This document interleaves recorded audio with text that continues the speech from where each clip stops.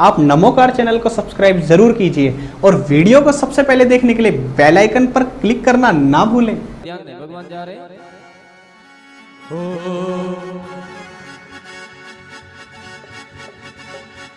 प्रभु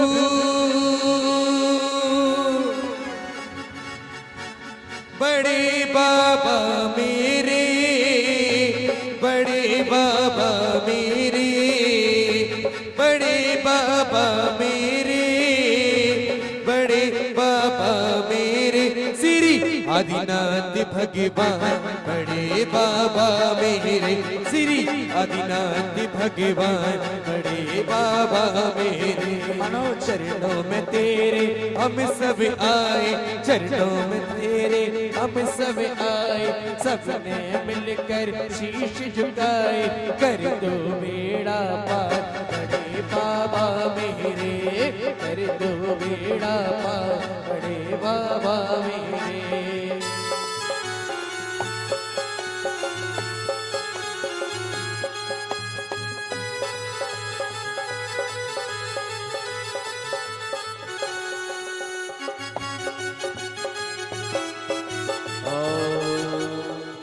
जी बहनों की लाइन में कोई महिला बैठी है आगे, ये महिलाओं की लाइन में पहुंच जाएं। बहनों की लाइन में बहनें ही बैठे, ध्यान दें। विराग ग्रुप वाले, विराग युवा मंच वाले ध्यान दें, बैठने की व्यवस्था ठीक ठाक बनाएं। बहनों की दो लाइनें हैं, बहनों की लाइन में बहनें बैठे, महिलाओं की लाइन में महिलाएं बैठे। आगे से हट जाइए आप और महिलाओं की लाइन में आ जाइए। भैया आगे उमेश। हाँ चलिए, ये दो तीन कार्यकर्ता इस टेबल को भी हटा ले। ओ दीदी अब पूजा समाप्त करो जल्दी। दीप प्रज्वलन करता शीघ्रता से आ जाए। सब है हमारा, टाइम पे हो जाएगा।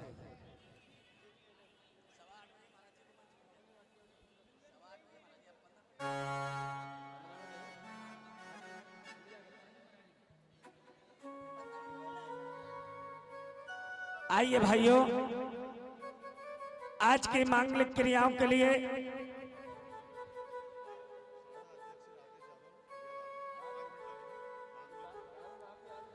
और यह सौभाग्य प्राप्त हुआ है श्रीमान राजेश लाला परिवार को, उनके परिवार के जो भी लोग हों कृपया मंच पर आ जाएं। और मैं निवेदन करूंगा आदरणीय राजेश लाला जी से कि गुरुदेव को श्रीफल भेंट कर आशीर्वाद प्राप्त करें। श्रीफल लेकर आए। कपिल कहाँ है? उमेश भैया थोड़ा सा हमारे पास आओ।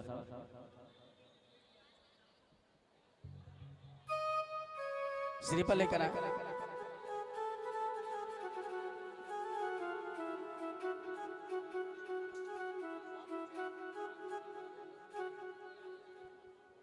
चलिए आइए, इधर दो ना, और सम्मान की सामग्री तैयार रखना। श्रीफल भेंट करें राजेश लाला गुरुदेव के चरणों में। और स्वागताध्यक्ष जी यहाँ उपस्थित हैं क्या? नहीं है। मैं हरीशचंद जी जैन साहब कृपया मंच पर पधारें, हमारे राजेश लाला का तिलक लगाकर स्वागत सम्मान करें। हो इनके साथ मैं बुलाना चाहूंगा सर, मैं अध्यक्ष चक्रेजी जैन से निवेदन करूंगा वो भी कृपया स्वागत सम्मान की कड़ी में आए। और कार्याध्यक्ष से भी निवेदन करूंगा वो भी कृपया आए। स्वागत है श्रीमन, स्वागत है, स्वागत है श्रीमन, स्वागत है, स्वागत है, स्वागत है श्रीमन, स्वागत है, स्वागत करते हम सब मिलकर, स्वागत करते हम सब मिलकर।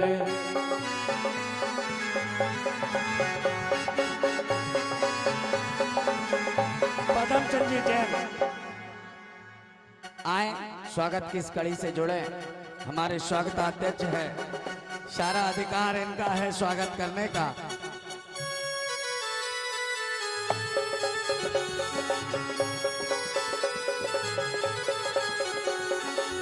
स्वागत करते हम सब मिलकर, स्वागत करते हम सब मिलकर। स्वागत है श्रीमन स्वागत है, स्वागत है श्रीमन स्वागत है।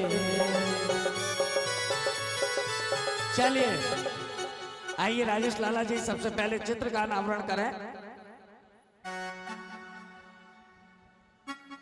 लाला जी आए चित्र का अनावरण करें।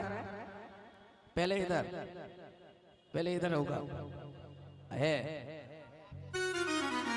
ये रिमोट का बटन दबाएंगे तो अपने आप आचार्य भगवान विराग सागर जी महाराज के सभी लोग एक बार नीचे जाकर वहां दीप प्रज्वलन भी आपको करना है। वहां नीचे ओ मेरा कस के पकड़ लो हाथ, छुड़ाऊं तो छुड़ाया नहीं जाए। मेरा कस के पकड़ लो हाथ, छुड़ाऊं तो छुड़ाया नहीं जाए। छुड़ाऊं तो छुड़ाया नहीं जाए, छुड़ाऊं तो छुड़ाया नहीं जाए। छुड़ाऊं तो छुड़ाया नहीं जाए, छुड़ाऊं तो छुड़ाया नहीं जाए। आइए कस की। इसके बाद दीप प्रज्वलन करने का सौभाग्य भी राजेश लाला परिवार का है, वो कृपया पधारें। और मैं चाहूंगा आदरणीय विनय जी और सचिन जी इस दीप प्रज्वलन में आप सहयोग करें। आदरणीय जिनका नाम बोला जाए वही वहां उपस्थित रहे।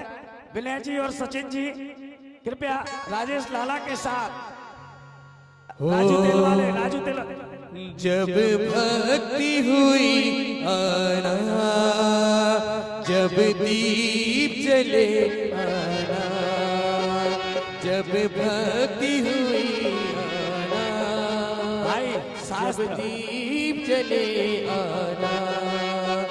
प्रभु चरणों में मिलकर आज हमें मंगल दीप सजना। जब भक्ति हुई आना, जब दीप जले आना।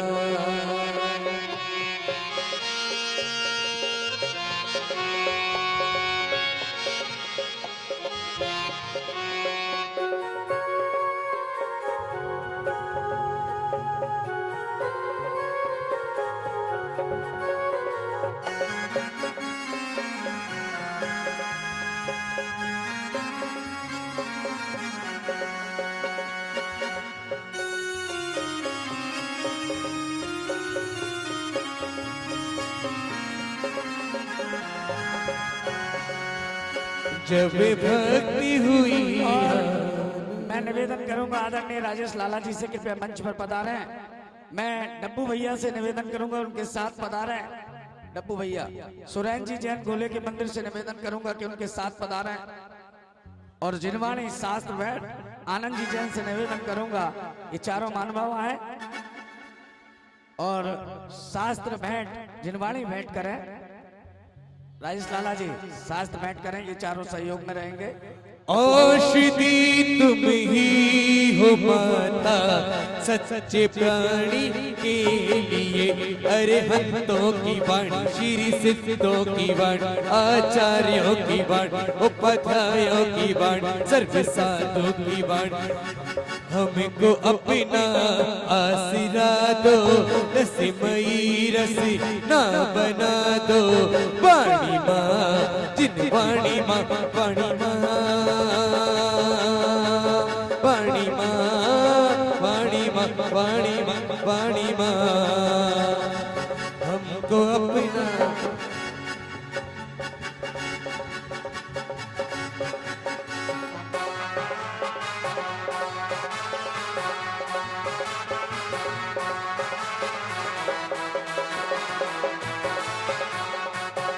और देखिए अभी फैसला लगाना है, अभी और काम है।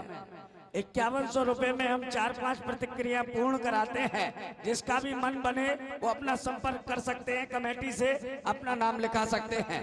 अब उस भक्तांबर के चित्र के अनावरण के लिए राजेश लाला का साथ देंगे हमारे बल्लू भैया, हमारे चौका प्रभारी क्या नाम है राजेंद्र भाई साहब, वो मंच पर पधार रहे हैं। और इनका क्या नाम है, दूसरे चौके में रहते हैं, अनंत जैन। और वो पीछे बैठे भैया बीरेंद्र भाई साहब, ये तीनों मानवाओं यहाँ मंच पर पधारे आदरणीय राजेश लाला के साथ दूसरी पर्दा जो है भक्तांबर के चित्र का अनावरण करें इसी से वहां जाके।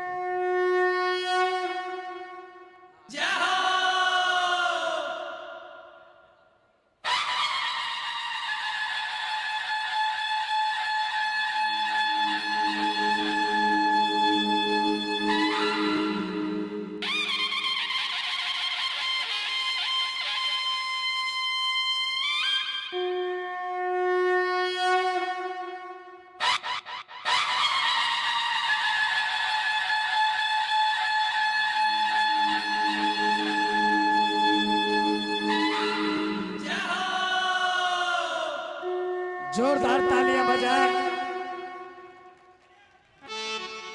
बोलिए आदिनाथ भगवान की। आइए मंगलाचरण प्रारंभ करें। कोई है तैयार? चलिए मैं मंगलाचरण के लिए यहां पर आमंत्रित करना चाहता हूं आदरणीय सम्यक भैया जी को कि शुभम भैया जी को कि मंगलाचरण कर आज की इस धर्म सभा को पूर्ण रूप से प्रारंभ करें। एक गलती हो गई है उसके लिए क्षमा चाहता हूं, ध्यान में नहीं रहा। गुरुदेव लाला जी एक प्रमुख कार्य तो रह ही गया है, वो है पाठ प्रक्षालन, वो दिमाग से थोड़ा सा आउट हो गया, इसके लिए क्षमा चाहते आज के लिए गुरुदेव से। आइए पाठ प्रक्षालन इनका साथ देंगे राजू जैन मुंबई से, अशोक जी जैन पधारा चेतकपुरी से, और हमारे सीए साहब क्या नाम है, निर्मल जल दोनों सीए आ जाएं। निर्मल जल से चरण धुलाओ, पावन मन से मैं गुण गाओ। निर्मल जल से चरण धुलाओ, पावन मन से मैं गुण गाओ।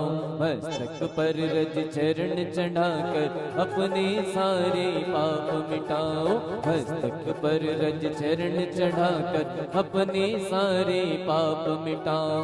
गुरु का चरणों तक हो गुरु का चरणों तक भवताप मिटाए रे। गुरु चरणों की धूल हमें जब मिल जाए रे, हो गुरु चरणों की धूल हमें कब मिल जाए रे। उसकी दुनिया में हो उसकी दुनिया में किस्मत खुल जाए रे। गुरु चरणों की धूल हमें जब मिल जाए रे, हो गुरु चरणों की धूल हम चलते हमें हैं श्रीफल की ओर। हम चाहेंगे हमारा पूरा विराग युवा मंडल, पूरा विराग युवा मंडल आए, गुरुदेव को श्रीफल भेंट करे। पूरा विराग युवा मंडल जो यहाँ लगा हुआ है आप देख रहे हैं, सुबह से वह सेवा में रहता है। एक बार जोरदार तालियां बजाइए विराग युवा मंडल के लिए। आए गुरुदेव को श्रीफल भेंट करें।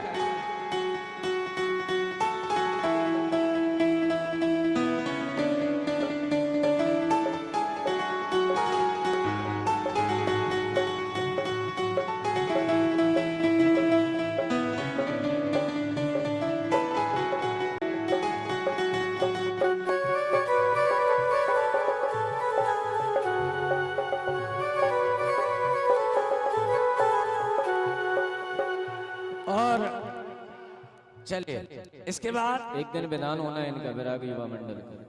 कल का रखवा दें। अब कल का परसों का जैसा देख सुविधा। ना सिखाना हो घर बुला लिया है गुरुवर तेरा नाम लेके, तेरा नाम लेके, तेरा नाम लेके दर पे आ गया हूँ गुरुवर तेरा नाम लेके, तेरा नाम लेके, तेरा नाम लेके।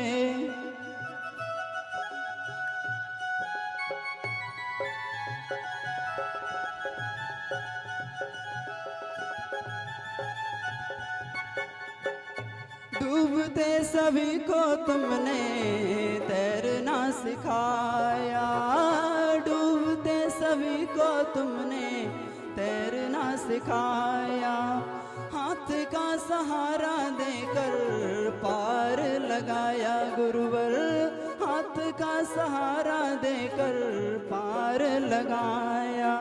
हो मन में ध्यान लिया है गुरुवर तेरा नाम लेके, तेरा नाम लेके, तेरा नाम लेके दर पे आ गया हूँ गुरुवर तेरा नाम लेके, तेरा नाम लेके।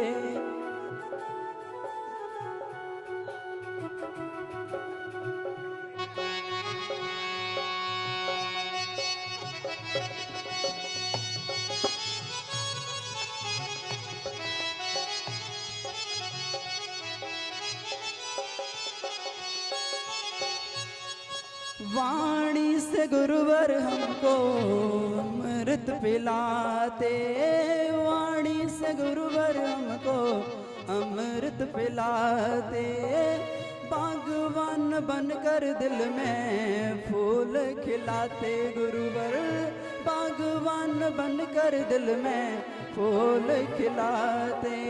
हो गुरु बना लिया है गुरुवर तेरा नाम लेके, तेरा नाम लेके, तेरा नाम लेके दर पे आ गया हूँ गुरुवर तेरा नाम लेके, तेरा नाम लेके। चलो परम पूज्य गुरुवर श्री विनम्र सागर जी गुरुदेव की जय, समस्त आचार्य संघ की जय। देखिए कुछ लोग व्यवस्था बिगाड़ने में रहते हैं, कैसे भी करके इनकी व्यवस्था बिगड़े। ये साइड से जो चेयर डाली है, जिसको भी चेयर पर बैठना है पीछे चेयर डाल के बैठिए। ये सारी चेयरें हटाइए, विरागी युवा मंडल के जो भी बच्चे हैं वहां जाएं, सारी चेयरें वहां से हटाएं। जो भी हो, आपको चेयर पर बैठना है तो पीछे जाइए, पीछे चेयर लगेगी, उठ जाइए वहां से। गुरुदेव का आदेश है, ये उठना पड़ेगा, उठा दीजिए बिल्कुल।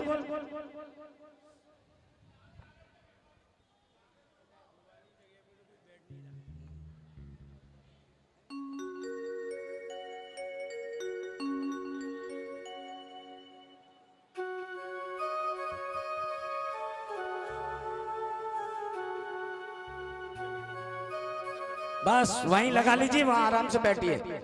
मैं हमारे कोष अध्यक्ष प्रशांत जी को मंच पर बुलाना चाहूंगा।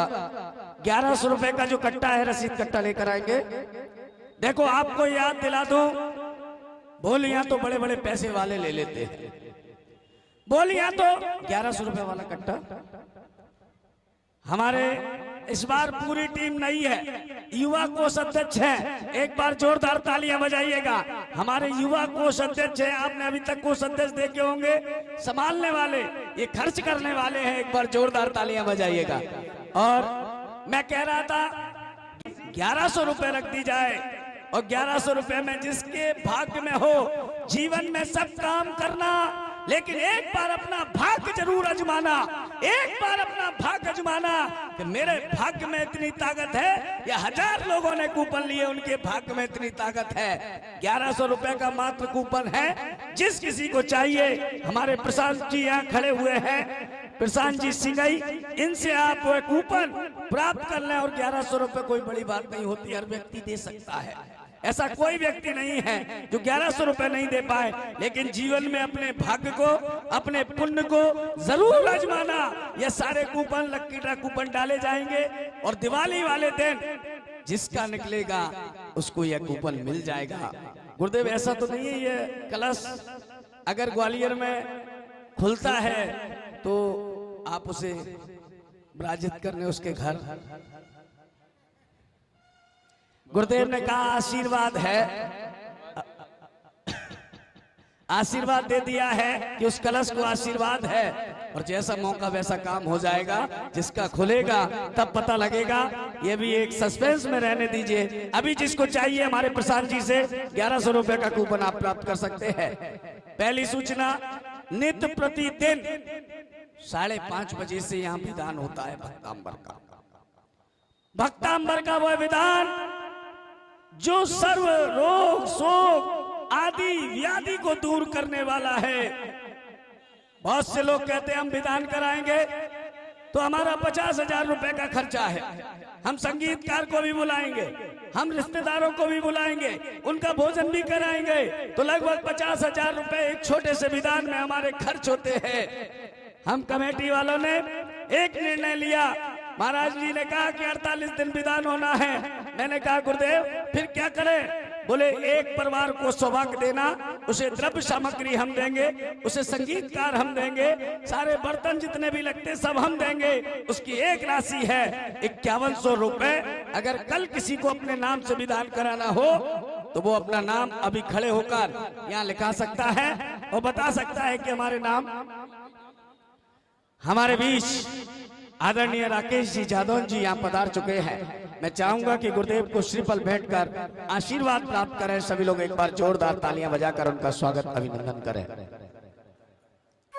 वह व्यक्ति जो संतों के प्रति समर्पित रहता है, संतों के प्रति अग्रणीय रहते हैं, राकेश जी जादौन कहते हैं जैन जाति में जन्म नहीं लिया, लेकिन जैनों के प्रति उनका जो समर्पण रहता है, एक बार जोरदार तालियां बजाकर उनका स्वागत अभिनंदन करें। मैं स्वागताध्यक्ष पदम चंद जी जैन साहब से निवेदन करूंगा कि उनका स्वागत करें और कोष अध्यक्ष प्रशांत जी से निवेदन करूंगा कि स्वागत के, राजू जैन तेल वालों से निवेदन करूंगा कि स्वागत की इस मेला से आप जुड़े। हमारे अध्यक्ष जी से और कार्याध्यक्ष जी से भी निवेदन करूंगा कि वो मंच पर पधारें, स्वागत करें आदरणीय राकेश जी। इनके माथे पे टीका लगाओ, इनके गले में माला पहनाओ। ये संस्कृति है जिन धर्म की, इसको जीवन में सब अपनाओ।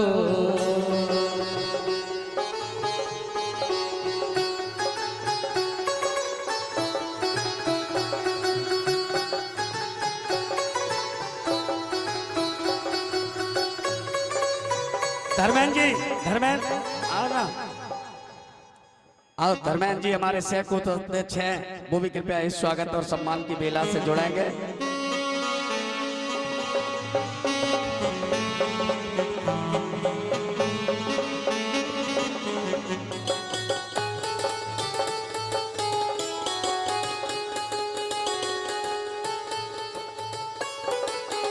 महाराज जी वाला माइक। चलिए अब हम चलते हैं। हाँ, मैं आदरणीय जादौन जी से निवेदन करूंगा कि नित्य प्रतिदिन हम सारे लोग गुरुदेव से प्रार्थना करते हैं। हमारी वर्षा योग समिति के जो भी सदस्य हो, निर्मल जी पाटनी साहब कृपया मंच पर पधारें, आए। पुरुषोत्तम जी मंच पर पधार। जो भी वर्षा योग समिति से लोग हों वो सारे लोग आ जाएंगे, श्रीफल लेकर आएंगे। हमारे विनय जी, सचिन जी, दोनों महानुभाव कृपया यहाँ आ जाएं और गुरुदेव से निवेदन करें भक्तांबर शिविर के लिए।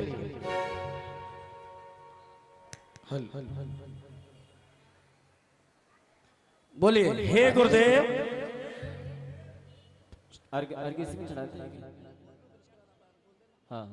बोलिए हे गुरुदेव, हम सभी आपके चरणों में प्रार्थना करते हैं।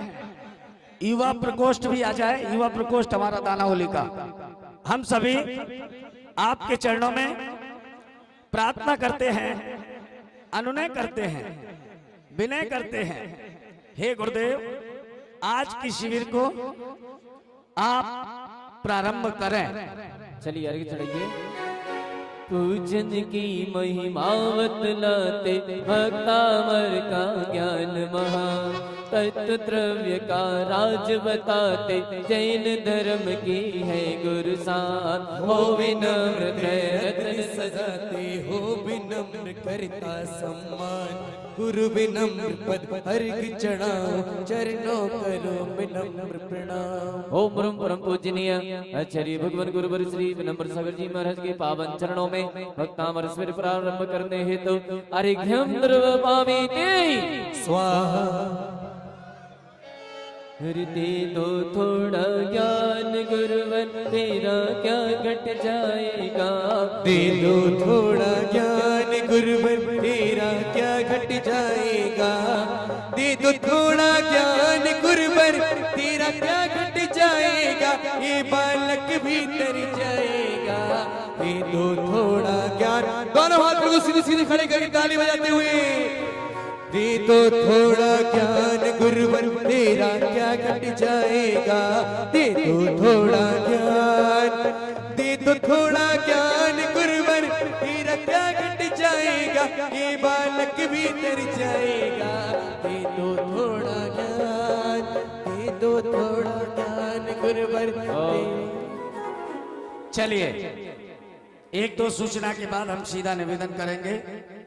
पहली सूचना, सुबह वक्तांबर विधान के लिए जिसको भी नाम लिखाना हो वो नाम लिखा सकते हैं। दूसरी सूचना ये कि भक्तांबर के जो 52 कलश हैं, अभी उसमें कुछ कलश शेष रह गए हैं। जिनको भी अभी भी नाम लिखाना हो वो भक्तांबर के कलश में अपना नाम, भक्तांबर कलश में या विधान,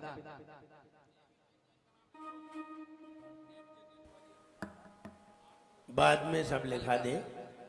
और चित्र अनावरण के लिए कल का नेमी चंद जी जैन किला गेट वालों की ओर से 7:45 बजे तक आपको यहाँ उपस्थित होना है। समय का ध्यान रखेंगे। विधान में बड़ा आनंद आता है। सुबह का विधान होता है, महाराज जी कराते हैं और उस विधान का आनंद अपने आप में अलग है। आप उसमें भी सम्मिलित हो। अब चलिए, हम गुरुदेव से मंगलाचरण के लिए जिस बालिका को भी अपना नाम लिखाना हो हमसे या दीदी से संपर्क कर सकते हैं, सीमा दीदी और हमारी मंजू दीदी से संपर्क कर सकते हैं। अगर आप लोगों के पास नहीं हो पाए तो हमें बता दिया, हम कर देंगे। ठीक है, चलिए आओ, दोनों हाथ जोड़े। और एक बात और कह दूं, हमारे राकेश जी जादौन जी यहाँ उपस्थित हुए। विनय भाई, हमारे राकेश जी जादौन जी यहाँ उपस्थित हुए। हम समाज की ओर से उनका बहुत बहुत धन्यवाद देते हैं कि आपने अपने कीमती समय में से समय निकालकर गुरु चरणों में, संत चरणों में दिया है। एक बार दोनों हाथ उठाकर जोरदार तालियां बजाकर हम उनका स्वागत, अभिनंदन करते हैं। आओ निवेदन करें पूज्य गुरुदेव आचार्य श्री विनम्र सागर जी महाराज श्री के श्री चरणों में। हर कटोरा कागर नहीं होता, हर कटोरा कागर नहीं होता, हर सागर महासागर नहीं होता। यूं तो इस धरती पर अनेक संत मित्रों, पर हर संत विनम्र सागर नहीं होता। आओ निवेदन करें परम पूज्य आचार्य श्री के साथ। सभी लोग सतर्क मुद्रा में बैठ जाएं। रीढ़ की हड्डी को सीधा करके, आंखों को बंद करके, हाथ को नरियल बना करके हम एक बार पंच परमेष्ठी मंत्र का स्मरण और उसके बाद मंगलाचरण और उसके बाद भक्तामृत प्रारंभ। ओम नमो हरियंताणम।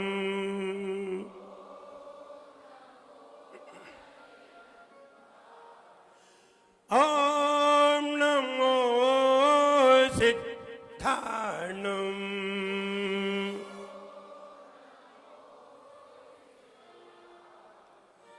ओम नमो आयर्यायनम। ओम नमो वच्छायायनम। ओम नमो लोय सव्वसाहुनम।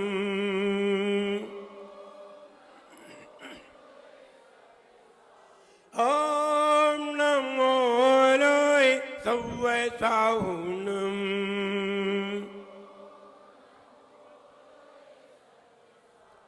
आपने आपको आप में वर लिया।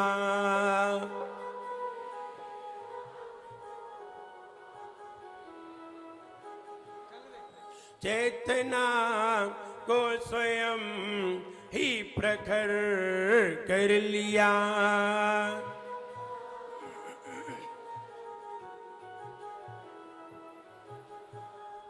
वीतरागी प्रभो है महावीर जिन।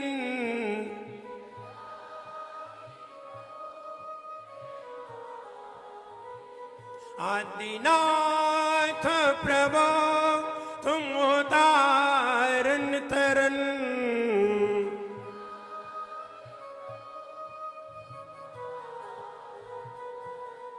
आपके द्वय चरण में विनम्र नमन।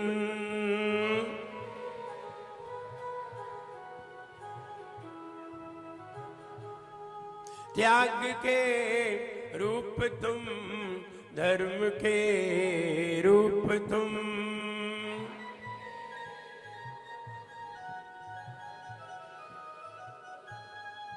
ज्ञान के रूप तुम, ध्यान के रूप तुम,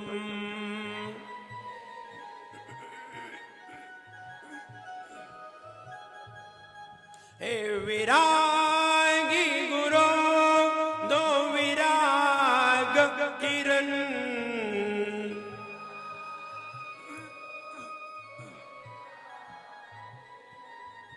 वीतरागी गुरु दो विरागी नयन,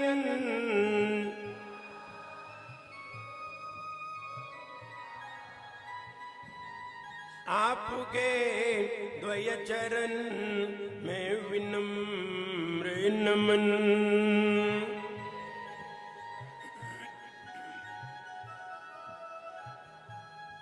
आपके द्वय चरण में विनम्र नमन।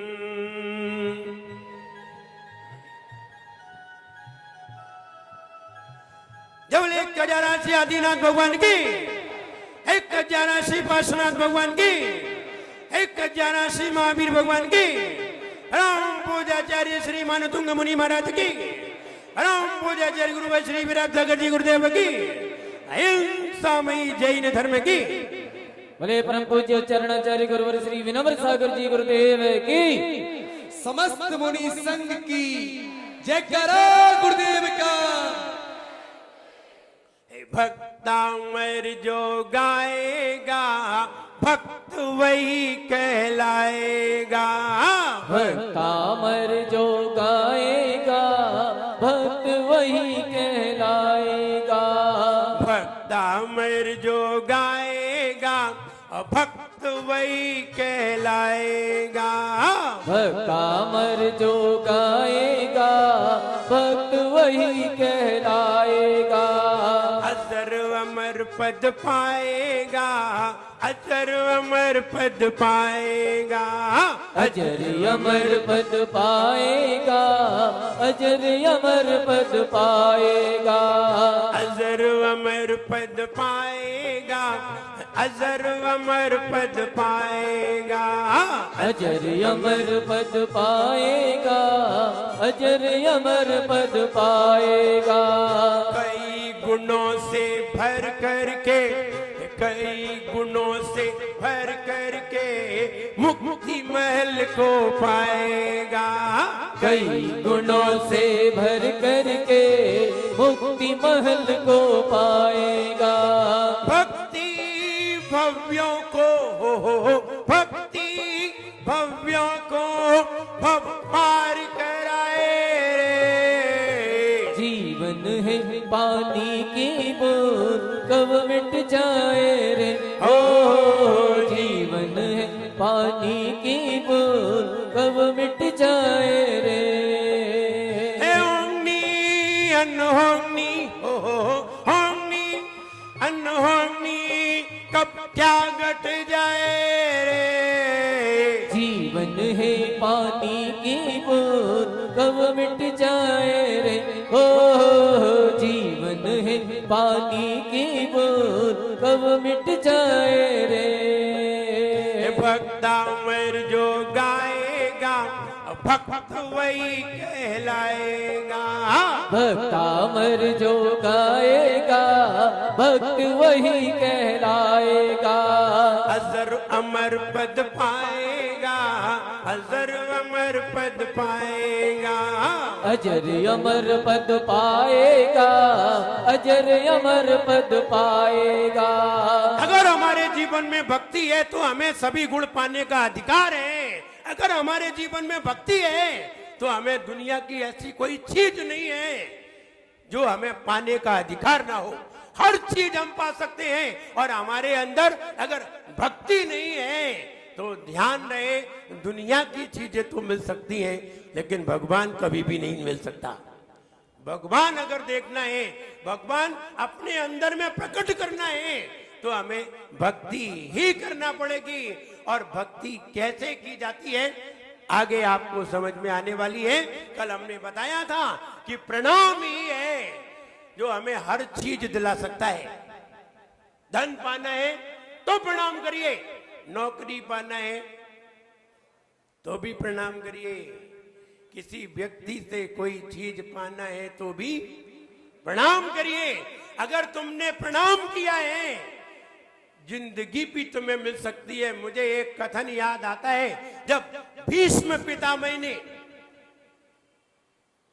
युद्ध के दौरान ये कह दिया कल मैं पांडवों को छोड़ूंगा नहीं, कल मैं पांडवों को मार के ही रहूंगा। जब भीष्म पितामह ने ये ऐलान कर दिया तो सारे लोग घबरा गए, क्योंकि भीष्म पितामह बहुत ताकतवर थे, बहुत ताकतवर थे।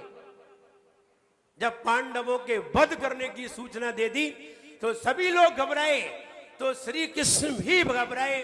उन्होंने कहा अब भीष्म पितामह को रोकना बहुत मुश्किल है, क्या करना चाहिए। उन्हें एक युक्ति सूझी और उन्होंने द्रौपदी को बुलाया और द्रौपदी को बुला करके ये कहा कि तुम सवेरे जल्दी उठ करके आओ, रेडी होकर के आओ और सबसे पहले सवेरे जाकर के भीष्म पितामह को प्रणाम करना। द्रौपदी को ये कहा और द्रौपदी को लेकर के श्री कृष्ण बाहर खड़े रहे और द्रौपदी को भीष्म पितामह के पास भेजा गया। और जब भीष्म पितामह के सामने द्रौपदी ने प्रणाम किया तो भीष्म पितामह ने द्रौपदी को देख करके ये कहा अखंड सौभाग्यवती भवा। ये कहा, जैसे ही प्रणाम किया तो ये कहा अखंड सौभाग्यवती भवा।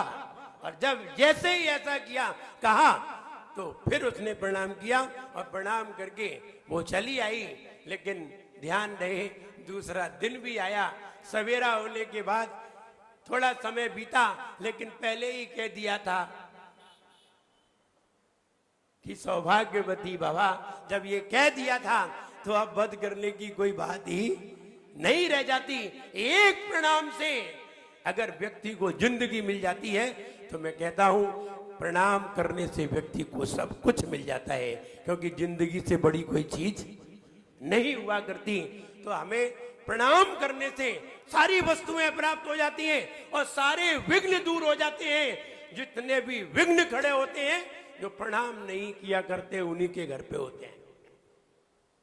सवेरे उठ करके सबसे ताकतवर व्यक्ति को प्रणाम करिए। दुनिया में सबसे ज्यादा ताकतवर कौन है? कौन?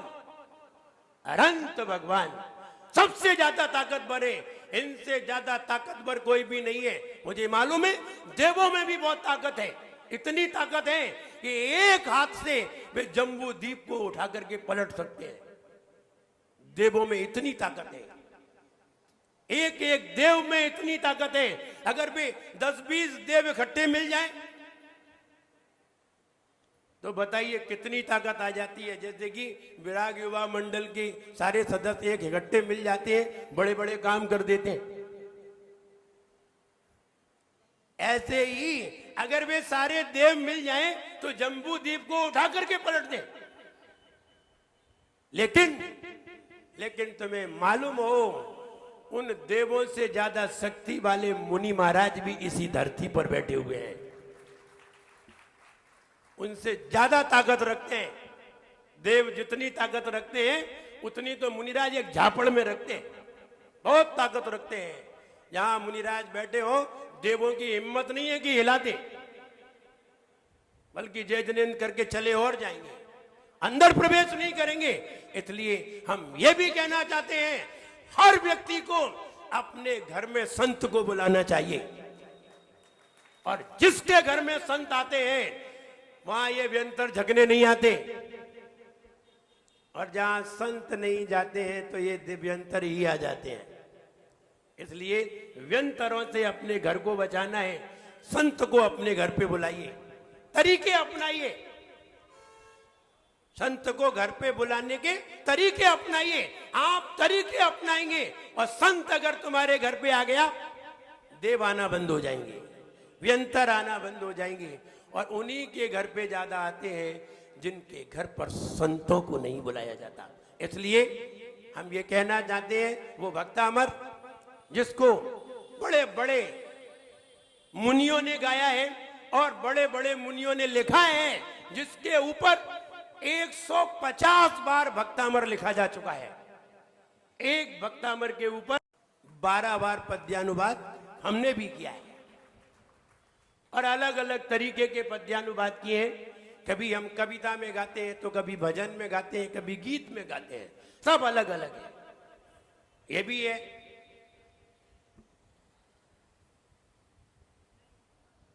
भक्तामर का छंद यानी दोहा में भी है, सोरठा में भी है, चौपाई में भी है, सभी में हमने लिखा है, लिखने का प्रयास किया है। गुणवनंत प्रभु आदि के आदि करूं गुणगान, आदिम प्रभुए आदि जिन तुम्हें विनम्र प्रणाम। ये भी एक भक्तामर है। आज हम आप वो भी गा के सुनाएंगे अलग अलग ढंग से। कई तरीकों से वो भक्तामर गाया गया है और मुझे लगता है जो व्यक्ति जितने अच्छे ढंग से भक्तामर गा सकता है, वो व्यक्ति उतनी जल्दी ही ज्ञान को प्राप्त होगा। इसलिए हम यहाँ भक्तामर शिविर लगाने को तैयार हुए हैं। आप लोग उसमें सीखने के लिए तैयार हुए हैं। आप अपना भी सौभाग्य मानिए और हमारा तो ये फर्ज है, हमारा तो कर्तव्य है। हम सौभाग्य माने, इसमें क्या परिणाम होगा, लेकिन आप सौभाग्य जरूर मानिए कि आपका सौभाग्य जरूर है कि ऐसा भक्तामर आपके नगर में है और पहली बार है आप उसे सुन रहे हैं। और हमने ये भी बताया है, हम जिसको एक बार कह देंगे दोबारा कहने का प्रयास नहीं कर पाएंगे, क्योंकि उतना समय मेरे पास नहीं है कि हम पुरानी चीज को रिपीट करें। इतना टाइम भी मेरे पास नहीं है। आइए हम भक्तामर पढ़ने के लिए तैयार होते हैं। भक्तामर प्रणत मौली मणि प्रभा नाम,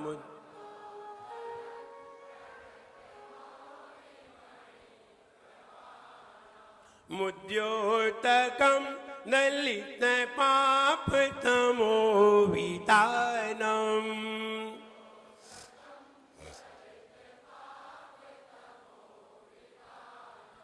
सम्यक प्रणम्य जिन्न पादे युगम युगादा,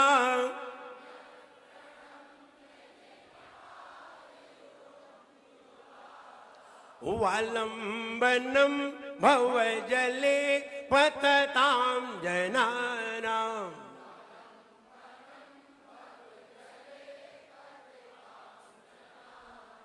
दो प्रकार की स्तुति हुआ करती है, दो प्रकार की भक्ति हुआ करती है।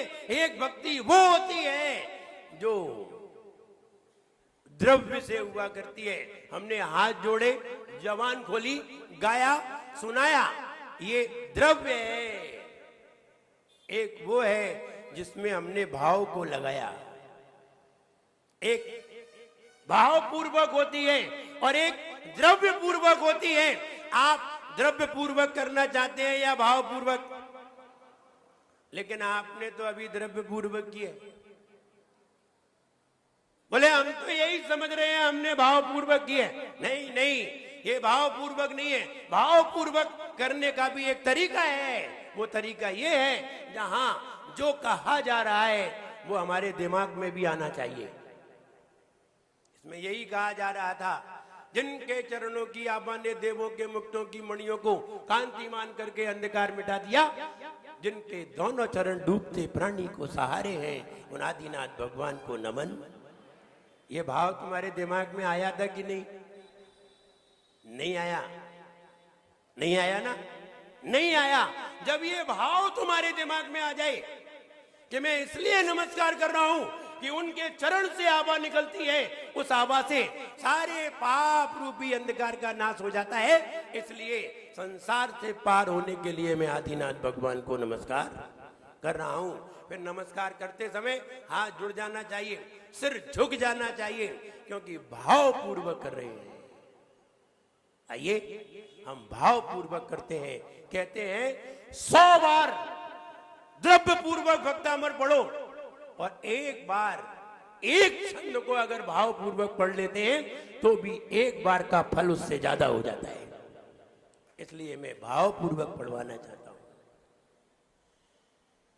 भक्तामर प्रणत मौलि मणि प्रभानाम उद्योतगम दलित पाप तमो सम्यक प्रणम्य। अब ध्यान दें, भाव पूर्वक पढ़िए। अब सम्यक प्रणम पे, सम्यक माने सही तरीके से, प्रणम में मैं प्रणाम करता हूं, अकड़ करके नहीं। प्रणाम भी कह रहे हैं और सर भी नहीं झुक रहा है, सर सजदे में और दिल में दगाबाजी। सर सजदे में और दिल में दगाबाजी।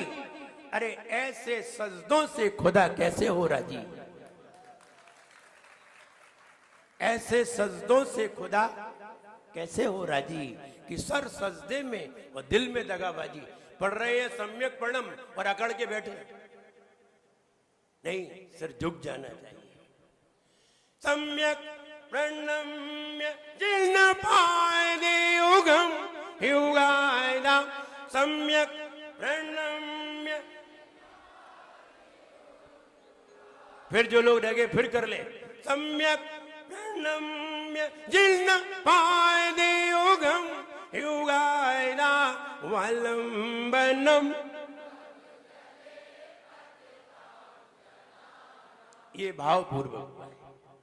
और अगर हमने भाव पूर्वक सवेरे उठ करके प्रणाम किया है तो भगवान तुम्हें जिंदगी भी देगा, जिंदगी के साथ तुम्हें जो आवश्यकताएं होंगी उसको भी देगा, और तुम जो चाहोगे उसको भी देगा। अगर तुमने सवेरे उठ करके भगवान को प्रणाम किया है, और हमने पहले ही कह दिया है जो सबसे ज्यादा ताकतवर है सवेरे उठ करके उसी को प्रणाम करो, सबकी ताकतें फेल हो जाएंगी।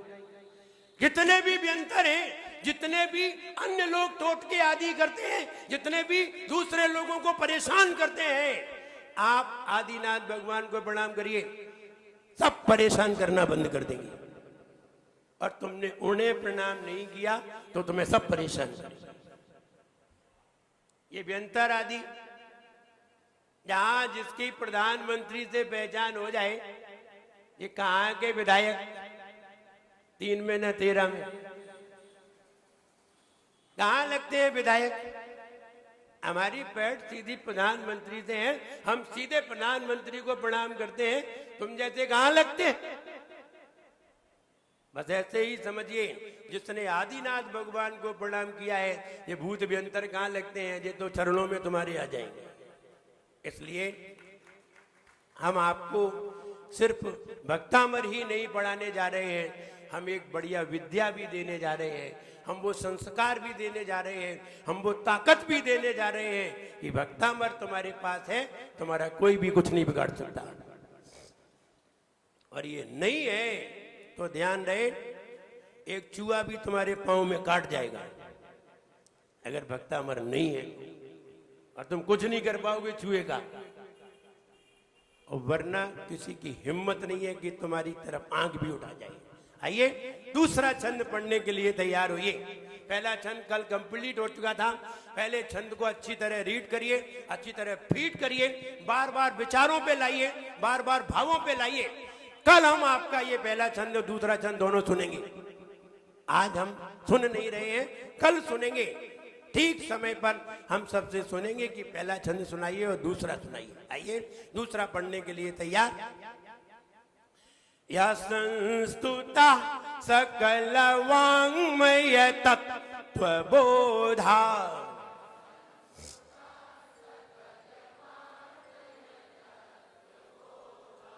ध्यान से सुनिए, उसमें तो बिल्कुल सही लिखा है, बस हमें बोलना सीखना है। और देखिए आज एक ऐसी कला बताई जाए बोलने की कि तुम कहो कि ये चीजें तो हमने एमए करने के बाद भी ये चीजें हमें देखने को नहीं मिली, लेकिन वे चीजें अब मिलेंगी। या संस्तुता सकल वाङ्मय तत्त्वबोधाय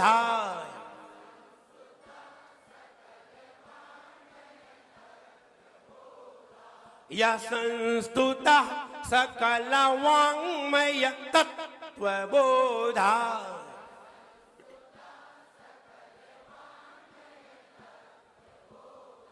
या संस्तुता सकल वाङ्मय तत्त्वबोधाय।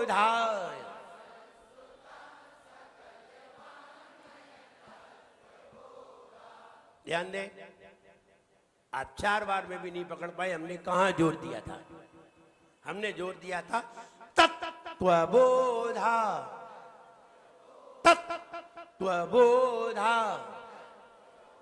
ऐसा जोर क्यों दिया है वो समझिए।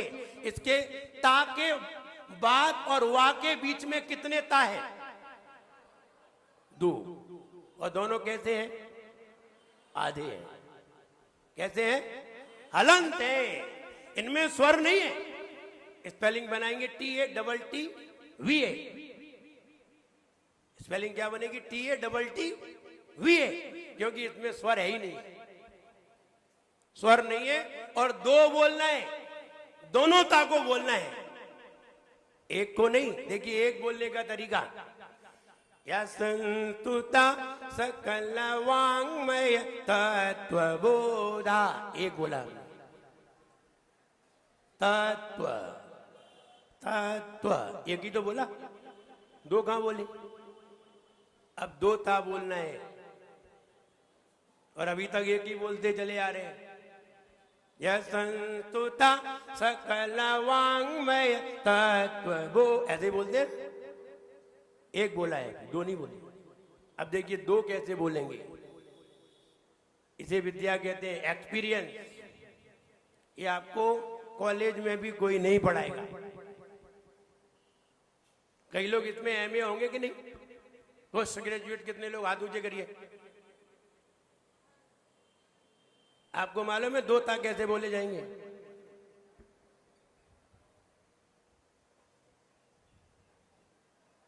नहीं मालूम ना? बिल्कुल सही बात है। हमने भी जब एमकॉम किया था तो हमें भी नहीं मालूम था कि कैसे बोले जाएंगे। ये तो हम महाराज बने हैं और मुनिराज बन करके जब हमने इसका अध्ययन किया है तब पता चला है, और उसमें भी एक्सपीरियंस। और हम आपको एक्सपीरियंस से समझाएंगे तो 1 मिनट में समझ में आ जाएंगे। कोई डेफिनेशन लिखने की कोई जरूरत नहीं है, अभी हम समझाते हैं, अभी आप समझ में आती है। देखिए 2 ता है, दोनों ता को अलग अलग करिए। एक ता को इधर करिए, एक ता को इधर करिए, एक ता को ता में मिलाइए और एक ता को वा में मिलाइए। अब दोनों मिला तो दिए, एक इधर कर दिया, एक इधर कर दिया। अब बोलने का तरीका देखिए, तत, ये तो ता वाला हो गया, तत आधा ता में आ गया, तत त्वा एक वा में चला गया, तत त्वा 2 बोले कि नहीं? अब एक कैसे बोला जाएगा? तत्व, इसमें एक बोला गया, वा में मिला है, ता में नहीं आया। तत्व 2 बोले कि नहीं? और आधे ता और पूरे ता की पहचान सुन लीजिए, बढ़िया चीज है जी। आधा ता कैसे पहचाने जी आधा है कि पूरा है? जब तुम्हारी ये जीभ की जो नोक है ये ऊपर के दांत पर चिपक जाए और चिपकी रहे तो आधा है, और चिपक करके नीचे आ जाए तो पूरा है। बढ़िया पहचान। जब तुम्हारी जीभ की नोक ऊपर के दांत से चिपक जाए तो आधा है। जब बच्चा डर के मारे मम्मी से गले से चिपक जाता है, बिल्कुल वैसे ही चिपक जाए, चिपकी रहे तो आधा है, और चिपक करके नीचे आ जाए तो पूरा है। देखिए तत् कहां है? कहां है सभी की जीभ? ऊपर ही है, चिपकी है कि नहीं, ये आधा है। तत्व वहां पे जाकर के उतरी है, अब वहां पे पूरा हुआ है, इसलिए तत्व जोर लगाना है। ये क्या है, जोर लगाना है। या संस्तुता सकल वाङ्मय तत्व बोधाय।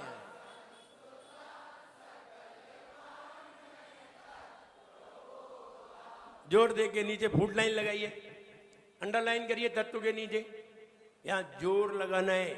फुट लाइन का मतलब जानते, अंडरलाइन का मतलब जानते क्या? अंडरलाइन माने वो तो मालूम है, नीचे लाइन, अंडर माने नीचे और लाइन, लेकिन अंडरलाइन का मतलब क्या होता है? अंडरलाइन क्यों किया जाता है?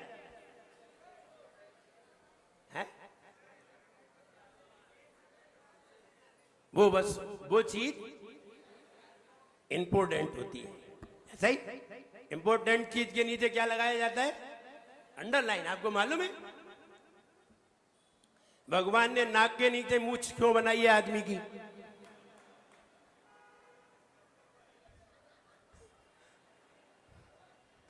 अंडरलाइन की है। किसको अंडरलाइन किया है? इसी की तो कीमत है, इसी के लिए जीते हैं और इसी के लिए मरते हैं, यही तो है। इसलिए इसके लिए तो आदमी कुछ भी कर सकता है। काहे के लिए?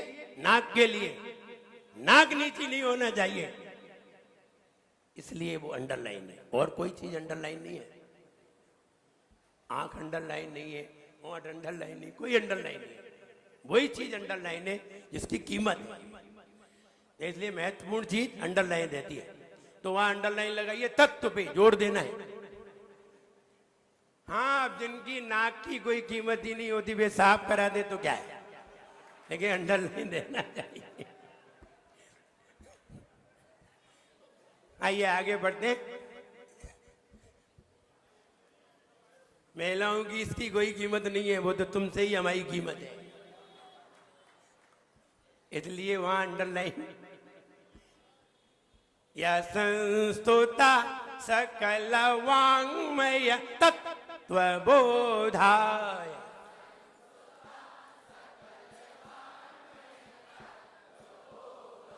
दुद्भूत बुद्धि पटु भी सूरलोक नाथ ही।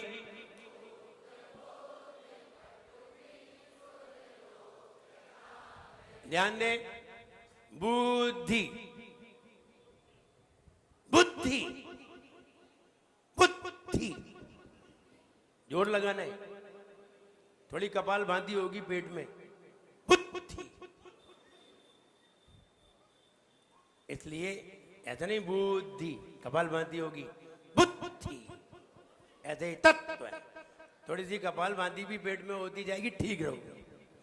दुद्भूत बुद्धि पटु भी सूरलोक नाथ ही।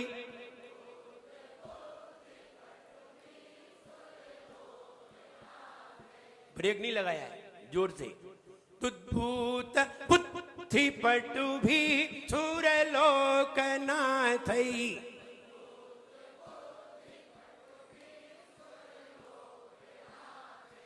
नाथ ही विसर्ग और है। दुद्भूत बुद्धि पटु भी सूरलोक नाथ ही।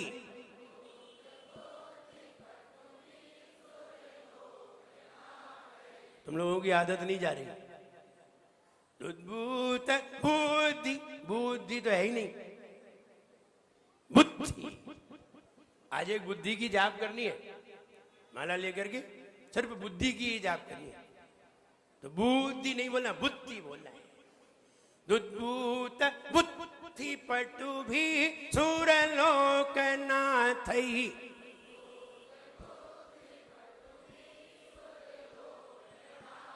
बुद्धि के नीचे भी अंडरलाइन कर लीजिए। स्तोत्रैर जगत त्रितय चित्तरैरुदारैहि।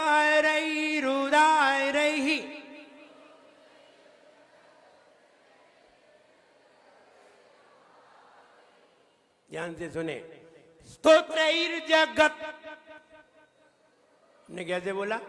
स्तोत्रैर जगत,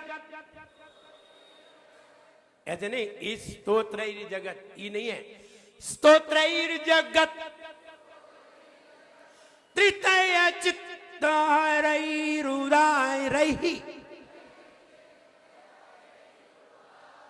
स्तोत्रैर जगत त्रितय चित्तरैरुदारैहि।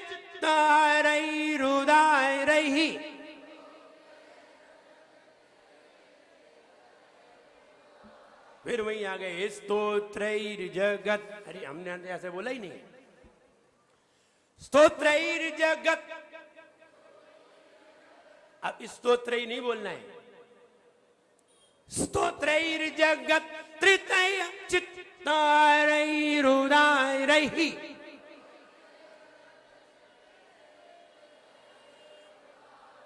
स्तोत्रैर जगत त्रितय चित्तरैरुदारैहि।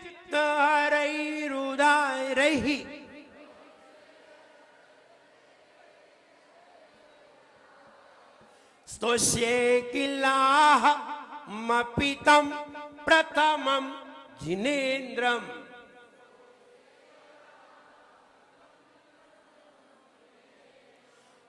स्तोष्ये, स्तोष्ये नहीं बोलना है, स्तोष्ये किलाह मपितम प्रथमम जिनेन्द्रम,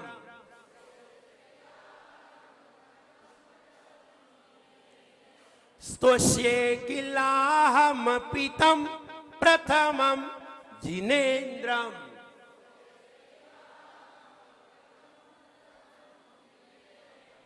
फिर से पढ़ लीजिए। यह संस्तुता सकल वाङ्मय तत्त्वबोधाय,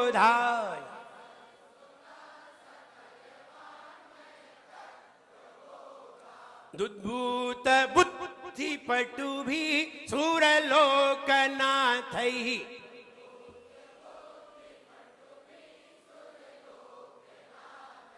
स्तोत्रैर जगत त्रितय चित्तरैरुदारैः,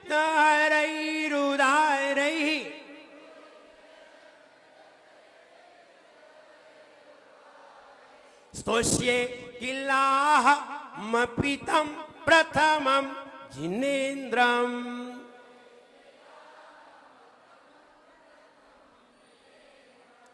बढ़िया आप लोग।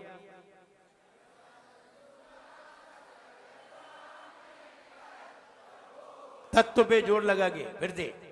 यह संस्तुता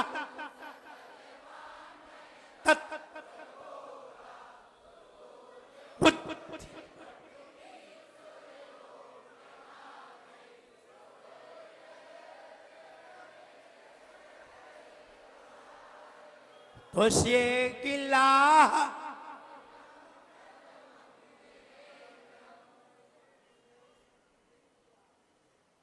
एनी प्रॉब्लम? दूसरी लाइन, थर्ड लाइन, कौन सी लाइन? क्या जी?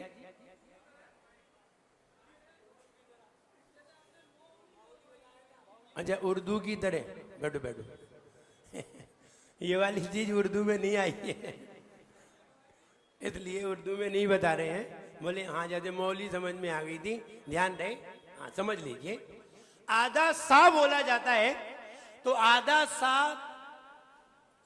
अगर शुरू में आ जाए तो उसकी आवाज नहीं आती, लेकिन अंदर में प्रोनंसिएशन में आता है। अंदर प्रोनंसिएशन में तो आता है, लेकिन आवाज बाहर नहीं आती। क्यों नहीं आती? क्योंकि उसमें स्वर नहीं है, और जब तक किसी भी व्यंजन में स्वर ना हो तब तक वो बाहर नहीं आता। स्वर के बिना व्यंजन बाहर नहीं आता। 1 साल का बच्चा अपने पापा के बिना बाजार में नहीं आ सकता, क्योंकि अभी वो छोटा है। इसलिए व्यंजन कभी स्वर के बिना बाहर नहीं आता। आधा सा है, जैसे कि अपन बोलते हैं SCHOOL, क्या बोलते हैं? क्या बोलते हैं? SCHOOL, क्या बोलते हैं? स्कूल नहीं नहीं, स्कूल बोलने का तरीका स्कूल। सा नहीं आया, आवाज आई है बस। स्कूल ये तरीका है, स्कूल नहीं है, स्कूल। ऐसे ही स्तोत्रैर, क्या बोलना है? स्तोत्रैर। स्तोत्रैर ऐसे नहीं बोलना है, स्तोत्रैर। ऐसे ही स्तोष्ये, अपन को सा पूरा नहीं करना है, नहीं तो बोलो सकूल, नहीं नहीं, स्तोष्ये नहीं, स्कूल गलत है, स्कूल। ऐसे ही स्तोष्ये, स्तोत्रैर, इस बात का ध्यान रखिए। तो यहां ऐसे बोला जाएगा, स्तोत्रैर जगत त्रितय चित्तैरुदारैहि।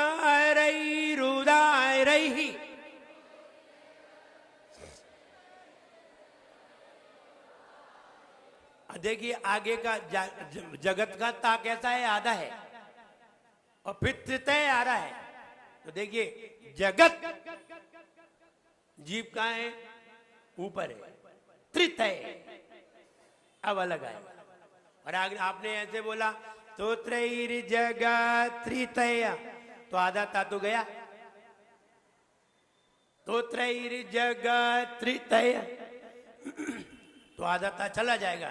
इसलिए स्तोत्रैर जगत त्रितय चित्तैरुदारैहि।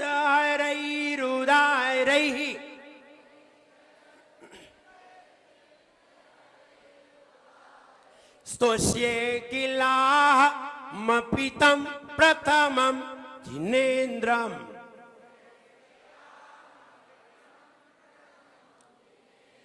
स्तोष्ये किलाहमपितं प्रथमं जिनेन्द्रम्।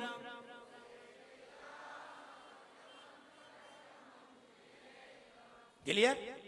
अब आप फिर पढ़ के बता दीजिए लास्ट बार।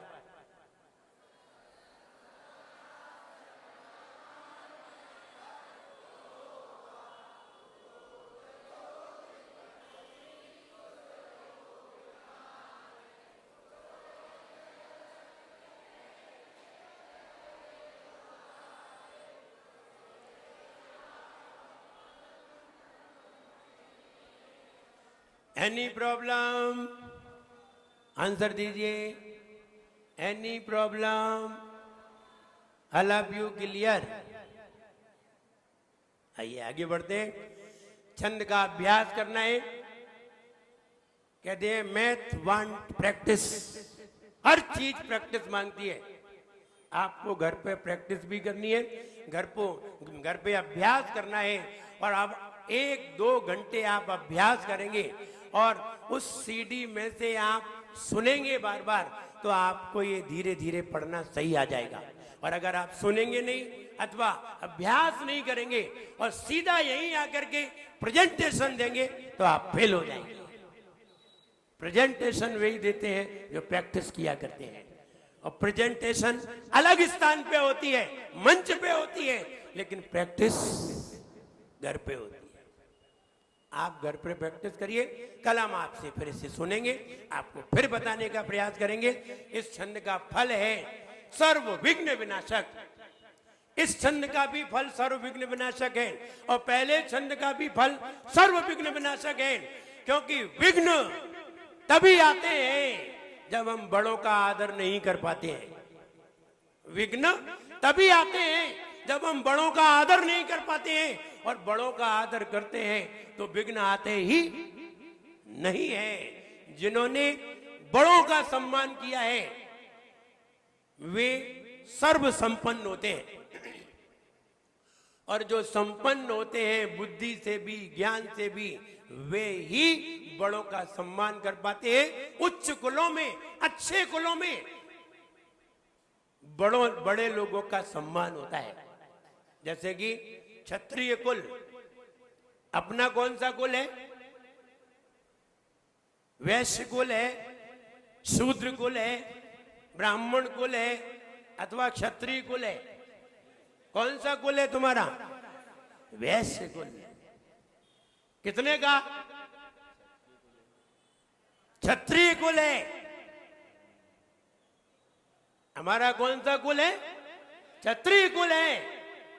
एक ब्राह्मण समाज के जो उपाध्यक्ष थे, राष्ट्रीय उपाध्यक्ष, जब झांसी में हमारे पास आए तो उन्होंने कहा, भगवान हमें पता चला था कि आपका बिहार हो गया है झांसी से, और रास्ते में राजगढ़ पड़ता है, वहां हम लोग विश्राम कर रहे थे, सामायिक कर रहे थे। इतने में उनका आना हुआ तो उन्होंने एक बात कही, वो बात सुनने की है। वो बात सुनने की है, उन्होंने कहा, भगवान आप तो मुनि। उन्होंने ग्वालियर की घटना बताई थी कि ग्वालियर की घटना कैसे हुई थी। रानी लक्ष्मीबाई, यानी रानी लक्ष्मीबाई तो मारी गई थी, लेकिन ग्वालियर के राजा पर किस जैन लोगों का ही वहां प्रभुत्व था, और जैन लोगों ने ही अपना खजाना दिया था अंग्रेजों से लड़ने के लिए। तो बोले, जैन लोग समझते हैं हम वैश्य हैं, लेकिन आप लोग वैश्य नहीं है, आप लोग क्षत्रिय कुल के हैं, क्योंकि आत्मबल क्षत्रियों में ही होता है और किसी में नहीं होता। और जिनमें आत्मबल होता है वे ही दिगंबर होकर के दुनिया में विचरण करते हैं, हर कोई नहीं कर सकते। हमने बहुत सारे साधु देखे हैं, लेकिन दिगंबर साधु जैसे आत्मबलधारी कहीं नहीं देखे। इसलिए उन्होंने कहा, आप लोग क्षत्रिय हैं, आप लोग वैश्य नहीं है, लेकिन आप भूले हुए हैं, आपको पता ही नहीं है, आप स्वयं इंद्रियों के गुलाम बने हुए हैं, तो फिर आप क्षत्रिय कैसे हो सकते हैं? क्षत्रिय वो होते हैं जो अपनी भी रक्षा करते हैं और दूसरों की भी रक्षा करते हैं, वे क्षत्रिय कहलाते हैं। धर्म की रक्षा करें वो क्षत्रिय कहलाते हैं। तो सर्व विघ्न विनाशक ये छंद हम सबसे ऊंचे भगवान को, और भगवान भी कौन सी गति के प्राणी है? अनंत भगवान कौन सी गति के हैं?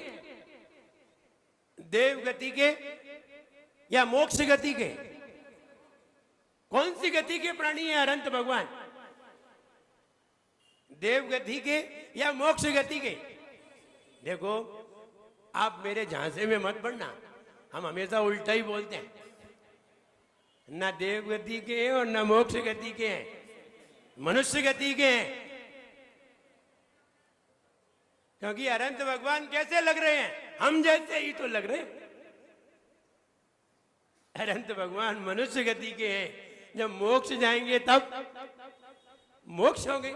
हम वो तो अनंत भगवान है, और अनंत भगवान मनुष्य लोक में रहते हैं, मनुष्यों में प्रधान है, सबसे ज्यादा ताकतवर है, इसलिए सबसे ज्यादा ताकतवर है, उन्हें प्रणाम करिए। आइए इसकी जाप देखते हैं। ओम ह्रीम अर्हम नमो ओई जिननम।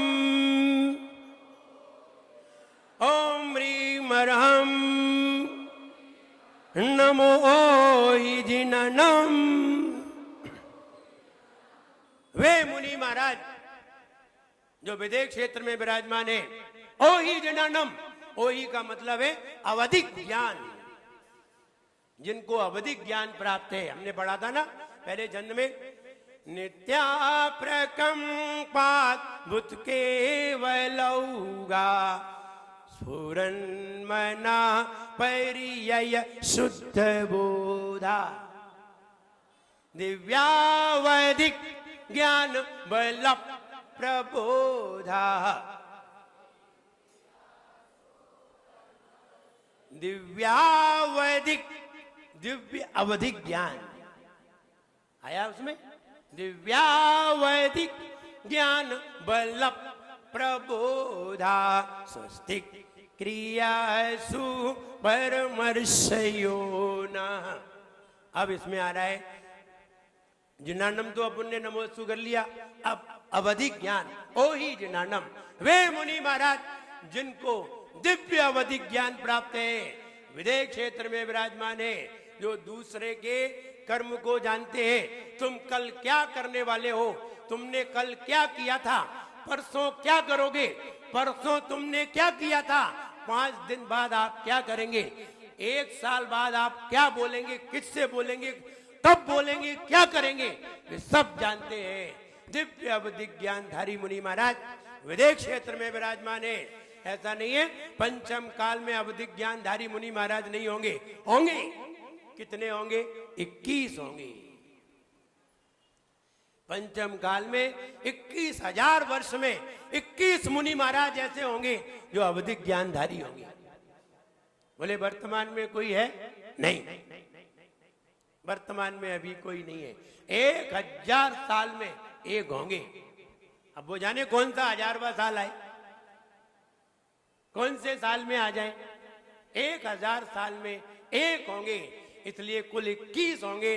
वे 21 मुनि महाराज भरत क्षेत्र में होंगे। और अभी वर्तमान में जो अवधिक ज्ञानधारी मुनि महाराज हैं विदेश क्षेत्र में विराजमान है, उत्तर दिशा में। उन मुनि महाराज को मेरा मन से, वचन से, काय से उन्हें मेरा प्रणाम। हमने क्यों प्रणाम किया है? हमने प्रणाम क्यों किया है? प्रणाम क्यों करते हैं? प्रणाम क्यों करते हैं? प्रणाम करने से क्या मिलता है? ज्ञान मिलता है, ऊर्जा मिलती है, सारी चीजें, गुण मिलते हैं। और जो भी चीजें सामने वाले के पास हो सब मिलती है। हम सवेरे उठ करके भगवान को प्रणाम करने जाते हैं। क्यों जाते हैं? भगवान जो कुछ है हमारे घर पे भिजवाओ, इसलिए भगवान का दर्शन करने जाते हैं। तो भगवान कहते हैं मेरे पास तो कुछ नहीं है। बोले नहीं नहीं, आपके पास बहुत कुछ है। बोले हाँ है तो, लेकिन हम वो भिजवाएंगे घर पे तो तुम घर छोड़ करके मेरे पास आ जाओगे। बोलो हम अपना सामान भिजवाएं, तो तुम कहते नहीं नहीं, आप रहने दो, आप अपने ही पास रखे रहो, जब जरूरत पड़ेगी तब हम ले लेंगे। इसलिए क्योंकि भगवान के पास क्या है? सम्मत नान दंसन, सम्यक ज्ञान है, अनंत ज्ञान है, अनंत दर्शन है, अनंत सुख है, अनंत शक्ति है। किस चीज की तुम्हें जरूरत है? बोले इनमें से किसी की जरूरत नहीं है राजेश लाला जी। बोले इनमें से किसी की जरूरत नहीं है, अपन को तो इनकी जरूरत है। बोले ये हमारे पास नहीं है। बोले ये तो आप भक्ति करोगे तो आपको मिल जाएगा, कहीं ना कहीं से मिल जाएगा, कहीं ना कहीं से किसी को भिजवा दिया जाएगा, आपके पास धन आ जाएगा, कैसे भी आ जाएगा, आ जाएगा। और अगर तुमने भगवान की भक्ति नहीं की है तो वो तुम्हारी गांठ का और निकलवा ले। वो देना भी जानता है, वो देता है तो छप्पर फाड़ के देता है, और जब लेता है तो फर्श उखाड़ के लेता है। वो घर का फर्श भी उखड़वा लेता है, गड्ढा गड़वा देता है उसमें भी। इसलिए उससे डरिए और उसकी स्तुति करिए। तुम जितनी स्तुति करोगे वो तुम्हारे पास भेजेगा।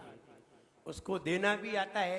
ये केन प्रकार ने जब उसे निकालना हो तो कैसे भी निकाल देता है, और जब देना हो तो कैसे भी पहुंचा देता है, कैसे भी पहुंचा देता है।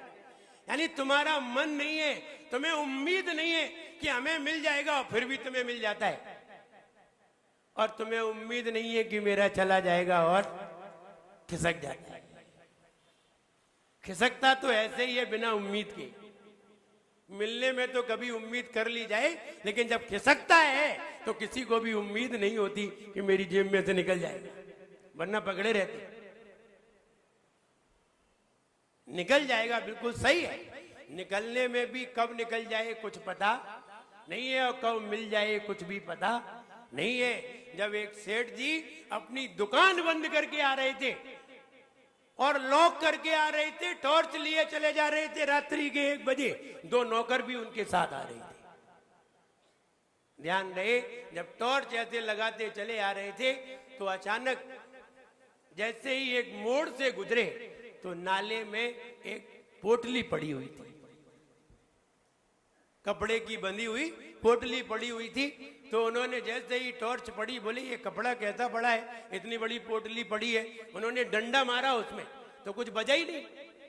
जब कुछ बजा नहीं तो उन्होंने पोटली की गांठ में लाठी डाल दी और लाठी डाल के नौकर से कहा पीछे लटका ले, और पीछे लटका करके ला करके भैंस के बाड़े में उसने डलवा दिया। सवेरे जब उठे और उन्होंने कहा वो रात्रि को पोटली लाए थे, जरा देखो तो उसमें क्या है। उसमें तो कीचड़ लगा हुआ था। जब देखा गया तो उसमें नोटों की गड्डियां थी।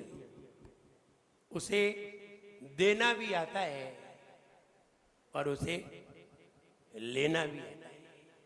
व्यक्ति के पास, व्यक्ति ने 2 साल से दान नहीं किया था।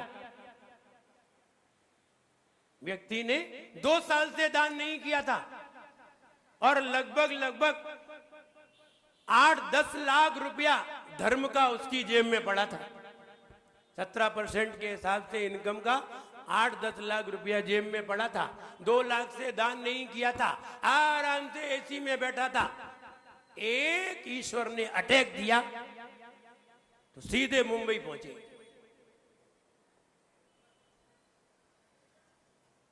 बढ़िया हाई क्लास हॉस्पिटल में पहुंचे। 3 दिन रहे, 10 लाख निपट गए, आकर के बैठ गए। उसे लेना भी आता है और उसे वो घर पे बिठाए बिठाए ले लेगा, एसी में बिठा के लेगा तुमसे। तो समझिए उसके लेने के भी तरीके। कहते हैं ना, जिंदगी एक है, जीने के तरीके हैं बहुत। जिंदगी एक है, जीने के तरीके हैं बहुत, बात एक है, कहने के तरीके हैं बहुत, और मौत एक है, मरने के तरीके हैं बहुत। ऐसे ही उसे लेना भी आता है और उसे देना भी आता है। उसे मालूम है किसको कितना देना है और किससे कितना लेना है। सब हिसाब किताब वहां है, सबकी बैलेंस शीट लगी हुई है वहां। तुम सोचो हम बच जाएंगे, कोई भी नहीं बच रहा है। इसलिए तुम तो भगवान की भक्ति करो। बैलेंस शीट में डेबिट होगा, क्रेडिट नहीं। अगर तुमने भक्ति की है तो डेबिट होगा, क्रेडिट नहीं होगा। और डेबिट होगा वो तो हमारे खाते में जाएगा, और क्रेडिट हुआ तो तुम्हारे खाते से निकल जाए। छोड़ दीजिए, ऐसा घुमाते रहिए और घुमाते रहिए। जब पूरी जाप हो जाए और 108 बार जाप होते होते ये चादर ऐसे घरी हो जाए, और घरी होने के बाद इसको खोल करके अगर आप अपने बच्चे को उड़ा देंगे तो बच्चा अगर बीमार होगा तो ठीक हो जाएगा। ओम ह्रीम अरम नमो जनानम। सिर्फ चादर को घरी करना है, सिर्फ चादर को घरी। अगर चादर घरी नहीं कर सकते, आप हाथ में 3 इलायची लीजिए और एक हाथ में इलायची लेकर के, एक हाथ में जाप लेकर के 108 बार माला जपिए। 3 इलायची उस व्यक्ति को खिला दीजिए, ठीक हो जाएगा। दूसरा तरीका, तीसरा तरीका और बताएं, बताएं ना। हाँ, आप कल जरूर आए, फिर तीसरा बता दें। आज ही सब बता देंगे, कल फिर बताएंगे तीसरा तरीका कि तीसरा तरीका क्या है। वो भी तरीका है।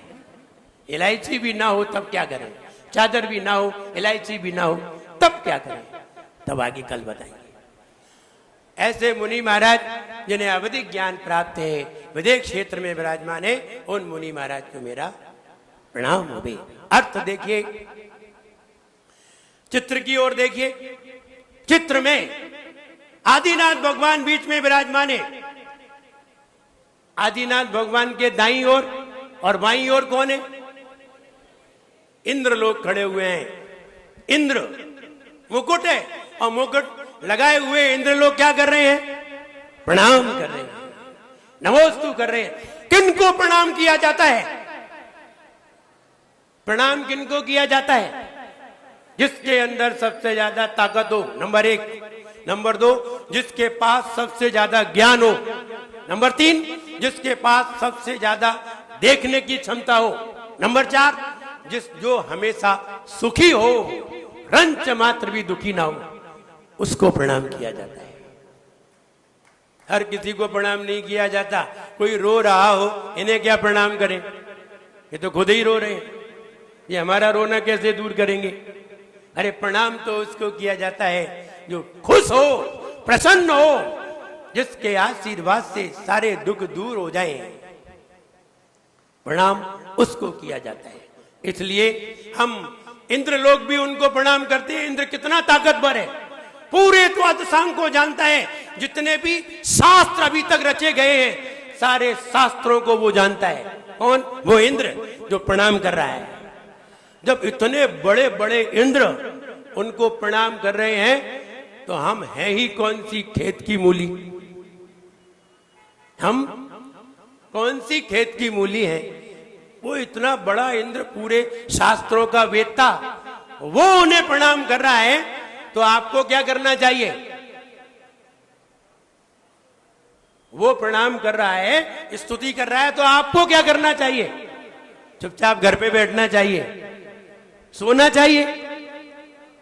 नहीं, हमें भी स्तुति करना चाहिए, हमें भी प्रणाम करना चाहिए, क्योंकि जिनको इतना ऊंचा व्यक्ति प्रणाम कर रहा है, जो पूरे देश क्या, पूरे तीनों लोक का अधिपति है, तीनों लोक का यानी सबसे ज्यादा ताकतवर प्राणी है। कौन? इंद्र। इंद्र तीनों लोक में सबसे ज्यादा ताकतवर है। लेकिन ध्यान रहे, उन इंद्रों से कई गुनी ताकत एक मुनिराज में होती है, एक मुनिराज में। इसीलिए तो इंद्र मनुष्य बनने के लिए तरसता है कि हमसे ज्यादा ताकत तो इन मुनिराज में है। मालूम हो, जब बाली मुनि महाराज जब कैलाश पर्वत पर तपस्या कर रहे थे, तो अचानक रावण का जब विमान निकला, जो विद्याधारी था, तो विमान भी उनके सामने ठहर गया था। एक मुनिराज की ताकत समझिए, मुनिराज के ऊपर से कोई भी विमान निकल नहीं सकता। अगर मुनिराज रिद्धिधारी है तो बाली मुनि थे, वो विमान ही रुक गया। तो ये ताकत है, मुनिराज की ताकत इंद्रों से भी कई गुना ज्यादा होती है। इसलिए आप मुनिराज को साधारण वे में लेते हैं, साधारण समझते हैं। भैया ये साधारण नहीं है, बहुत ताकतवर है। और हम उस ताकत का अंदाजा इससे बता सकते हैं, अगर ग्वालियर में जितने भी व्यंतर हो और जितने भी व्यंतरों की ताकत हो, वो मेरे कमरे में आके देखें, तब हम बताएं कि हम क्या चीज है। और कितने खुले मंच से बोल रहे हैं, कितनी दम से बोल रहे हैं। और ऐसा नहीं है उसे सुनाई नहीं दे रहा होगा, सारे व्यंतरों को सुनाई दे रहा होगा, क्योंकि वे तो अवधिक ज्ञानी होते हैं। और अगर हिम्मत है उनमें, तो मेरे कमरे में प्रवेश करके दिखाई दे, उन्हें हम बताएं कि हम क्या चीज है। तो कहने का मतलब, आपको मुनिराज की ताकतें कहां मालूम रहती हैं, ये तो मुनिराज ही जानते हैं। इसलिए वे इंद्र लोग उन्हें नमस्कार कर रहे हैं। कितने इंद्र होते हैं दुनिया में? 100। कितने इंद्र होते हैं? 100। मनुष्यों में सबसे ज्यादा ताकतवर कौन होता है? चक्रवर्ती, वो इंद्र कहलाता है। मनुष्यों में सबसे ज्यादा ताकतवर चक्रवर्ती, वो इंद्र कहलाता है मनुष्यों का। और जानवरों में सबसे ज्यादा ताकतवर शेर, ये भी इंद्र कहलाता है। 40 भवनवासी देवों में इंद्र होते हैं, 32 कल्पवासी देवों में इंद्र होते हैं, व्यंतरवासी देवों में इंद्र होते हैं, 24 कल्पवासी देवों में इंद्र होते हैं। एक सूर्य इंद्र होता है, एक चंद्रमा इंद्र होता है, चक्रवर्ती इंद्र होता है, और एक शेर इंद्र होता है। कुल मिला के कितने होते हैं? 40, 32, 72, 24, 96। 40, 32, 72, 24, 96। सूर्य, चंद्रमा, शेर और चक्रवर्ती कितने हुए? 100। ये 100 सबसे ज्यादा ताकतवर प्राणी है। और जिनको 100 इंद्र प्रणाम करते हैं, वे अनंत भगवान कहे जाते हैं। जिनको 100 इंद्र प्रणाम करते हैं सिर झुका करके, तो हम यही कहने जा रहे थे, इतने महान ताकतवर इंद्र प्रणाम करते हैं, तो तुम तो हो ही कौन सी खेत की मूली, तुम हो ही मामूली। इसलिए वे प्रणाम करते हैं, तो देखिए हम क्या भावना भाते हैं। आचार्य मानतुंग ने क्या भावना भाई है, आप पढ़िए चित्र में देख करके, अब पढ़िए। यह संस्तुता सकल वांग्मय तत्वोदा, या संस्तुता, या माने जिनकी स्तुति सही तरीके से, जिनकी स्तुति सकल माने सभी। देखिए अंतर देखिए, सकल माने सभी, सकल माने सब, और सकल माने सूरत। सकल माने सूरत और सकल माने सब। क्या अंतर है? अंतर यह है, सकल इसमें सीटी बजी है, सकल इसमें सीटी बज रही है, और सकल इसमें सीटी नहीं बज रही है। जब सीटी नहीं बजे तो सब, और सीटी बजे तो अरे समझ। और शकल भी नहीं कहते, शक्ल कहते हैं। शक्ल आधा का है, क्योंकि शकल माने तो टुकड़ा होता है।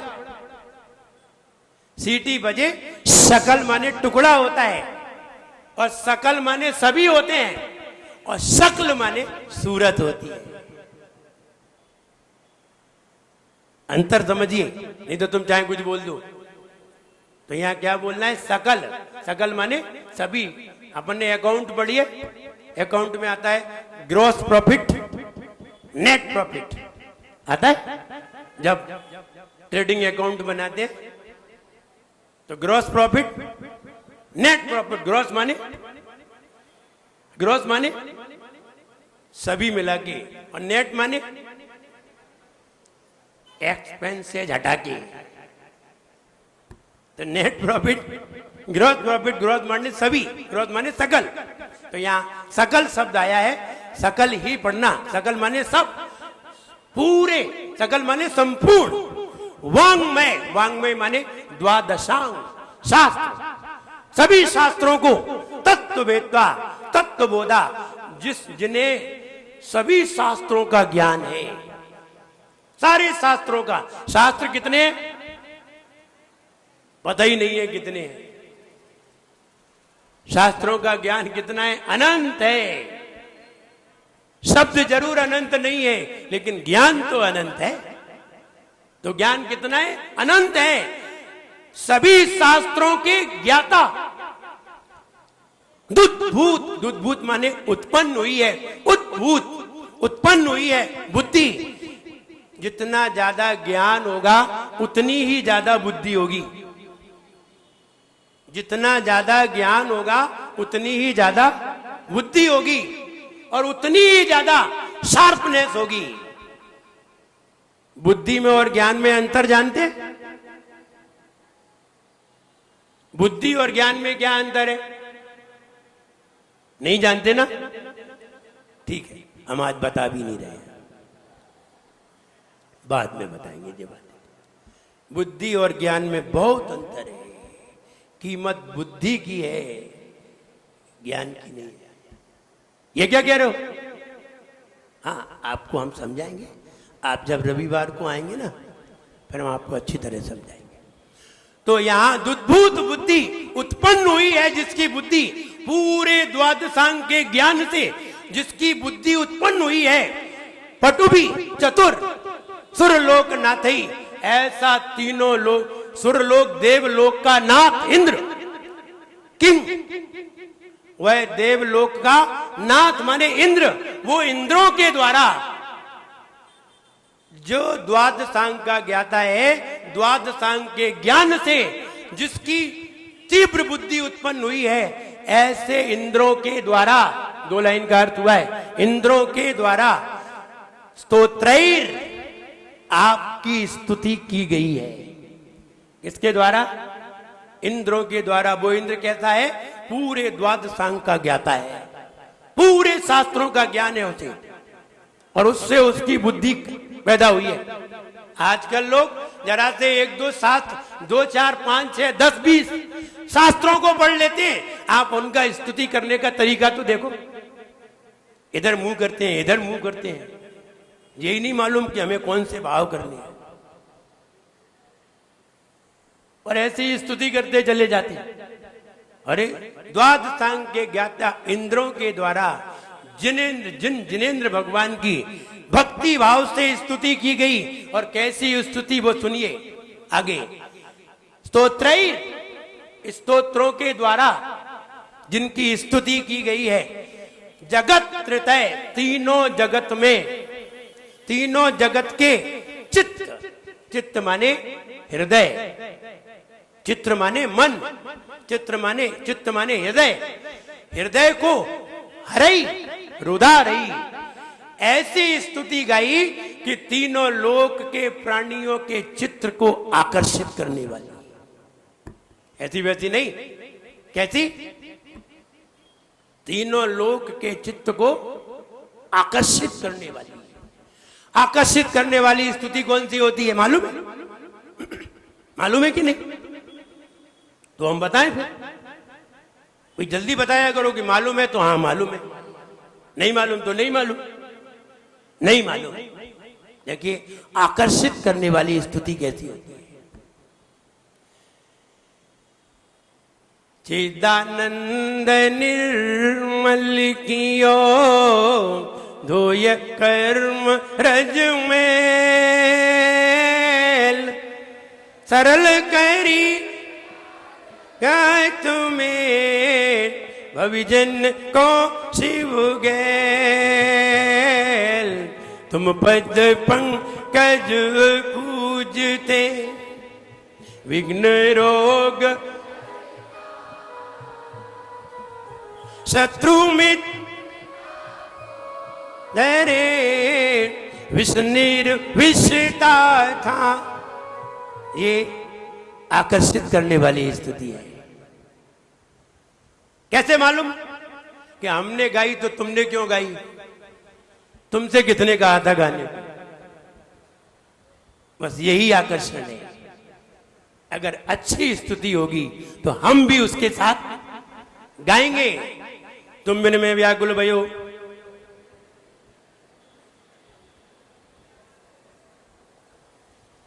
इंद्रादि गणपति सके, अब कोई नहीं गा रहा है, बोले तुम ही गाओ। ये आकर्षित नहीं है।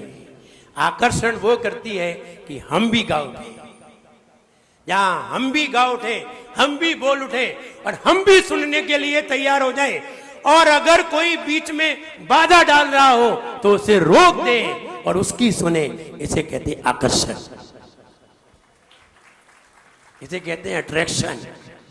आकर्षण की डेफिनेशन कि जब सामने वाला बोल रहा हो और हम चुपचाप सुने। आप लोग एक दूसरे में बातें नहीं कर रहे ना? क्यों नहीं कर रहे? क्योंकि आपकी बातों में आकर्षण है। वरना अगर मेरी बातें समझ में नहीं आती तो क्या करते? तो एक दूसरे से बातें करते या उठ के, क्योंकि आकर्षण नहीं है। ये आकर्षण की पहचान है। तो यहां कह रहे हैं चित्त हरई रुदारी, हे भगवान द्वादशांग का ज्ञाता इंद्र के द्वारा ऐसी स्तुति की गई कि सबके चित्त को उसने आकर्षित कर लिया। अब आगे कह रहे हैं स्तोष्ये। अब आगे देखिए स्तोष्ये तो कह रहे हैं I will do, I will prayer. तो मैं भी स्तुति करूंगा। किसकी? आपकी। अब आई विल डू, विल का मतलब विल पावर। विल लगते ही विल पावर बढ़ जाता है। तो विल लगा रहा है। क्यों लगा रहा है? कि मैं भी करूंगा और आपकी स्तुति जरूर करूंगा। तो इसलिए जो व्यक्ति संकल्प ले लेता है उसका विल पावर भी बढ़ जाता है। कहते हैं ना, संकल्प करो मन में तब शक्ति आएगी, संकल्प करो मन में तब शक्ति, ये शक्तियां सबको मुक्ति दिलवाएगी, ये शक्तियां सबको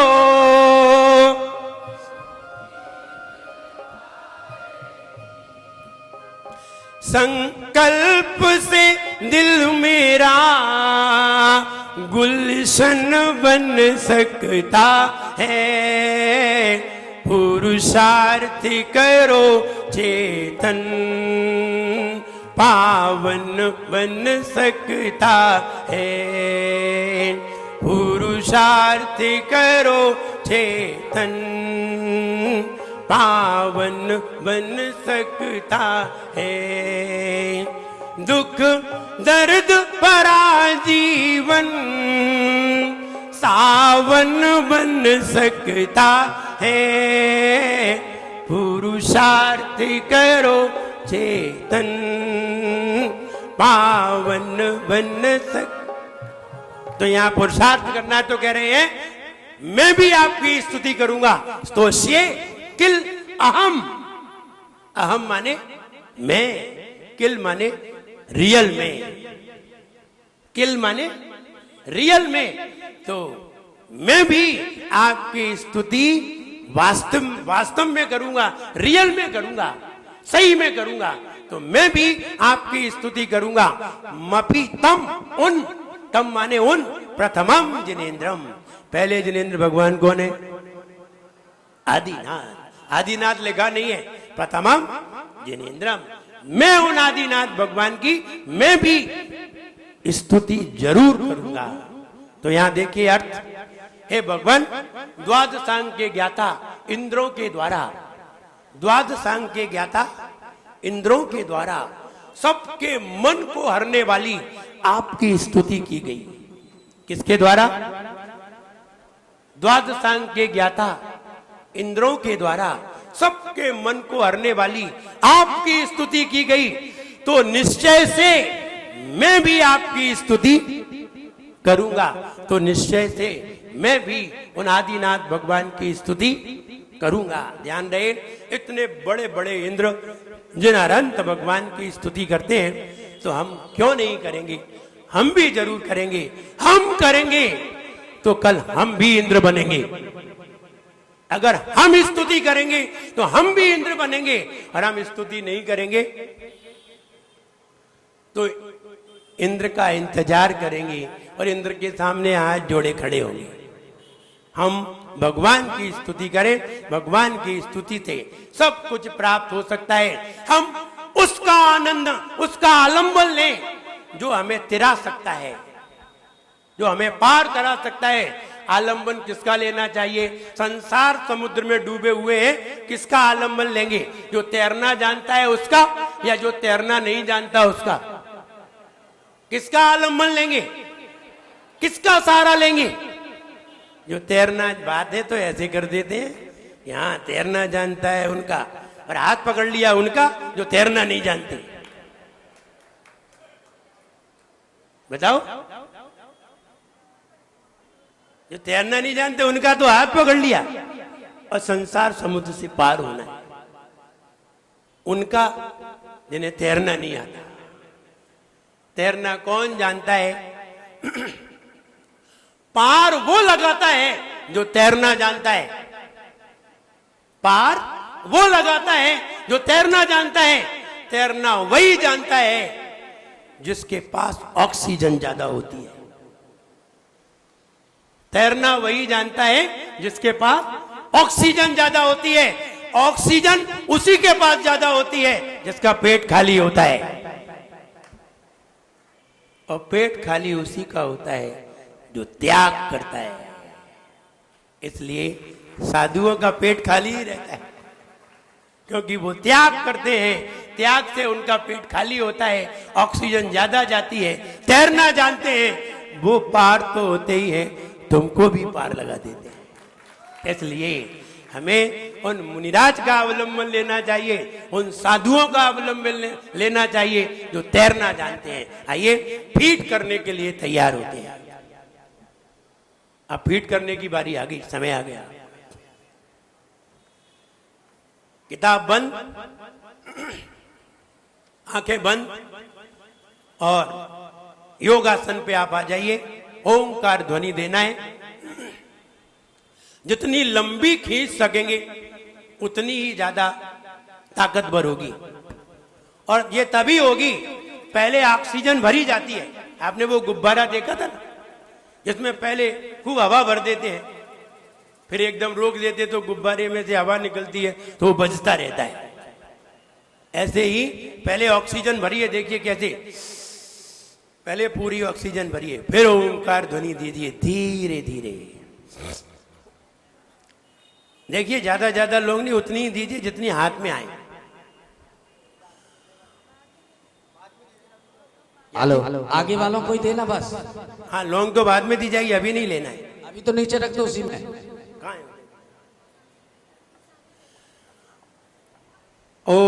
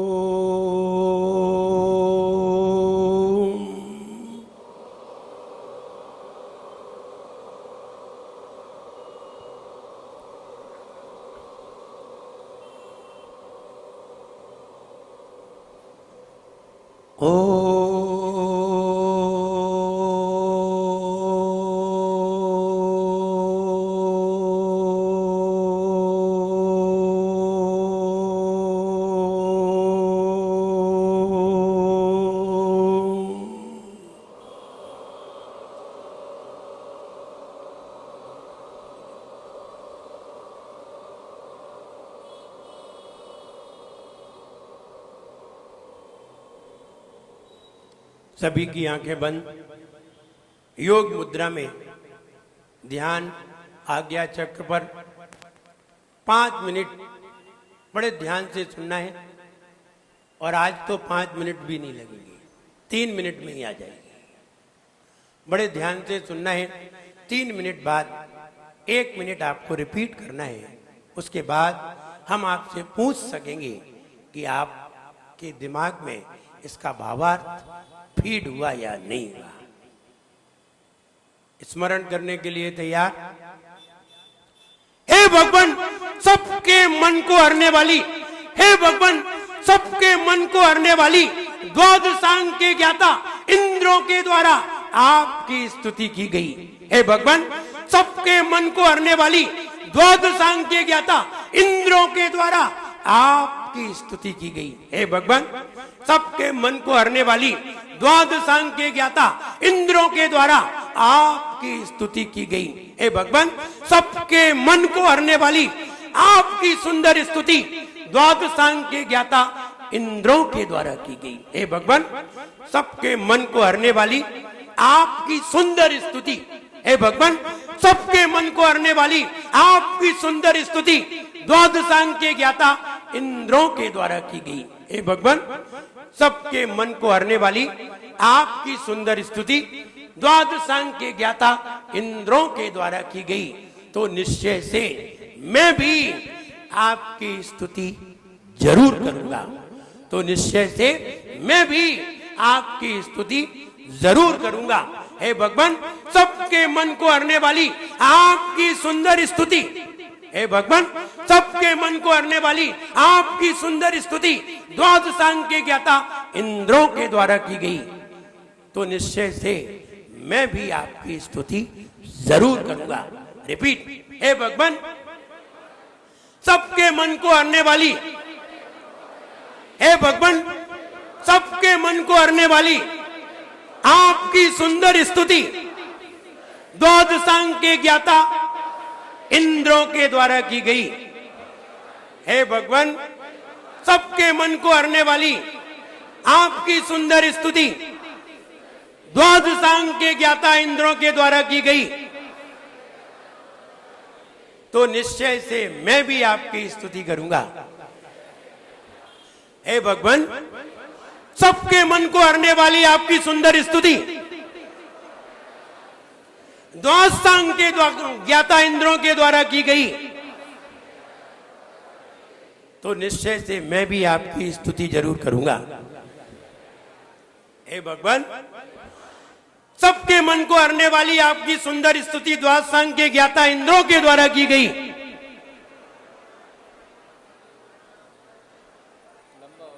तो निश्चय से मैं भी आपकी स्तुति जरूर करूंगा। आंख खोल लीजिए। बहनों में कौन बताएंगे? बहनों में जल्दी यहां खड़े हो जाइए, जल्दी खड़े हो जाइए। इधर इधर बहनों में जल्दी। बहनों को दे दीजिए, वो दे देंगे माई। सबके मन को हरने वाली आपकी सुंदर स्तुति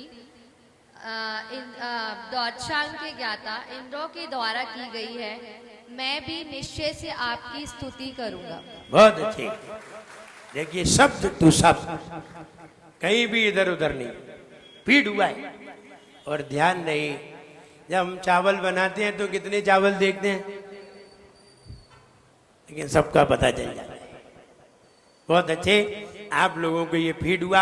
आप इसे घर पे अपनी पैड में फिर लिखिए और ध्यान रहे, शाम को पहला छंद और दूसरा छंद, दोनों छंद फिर पढ़ाए जाएंगे।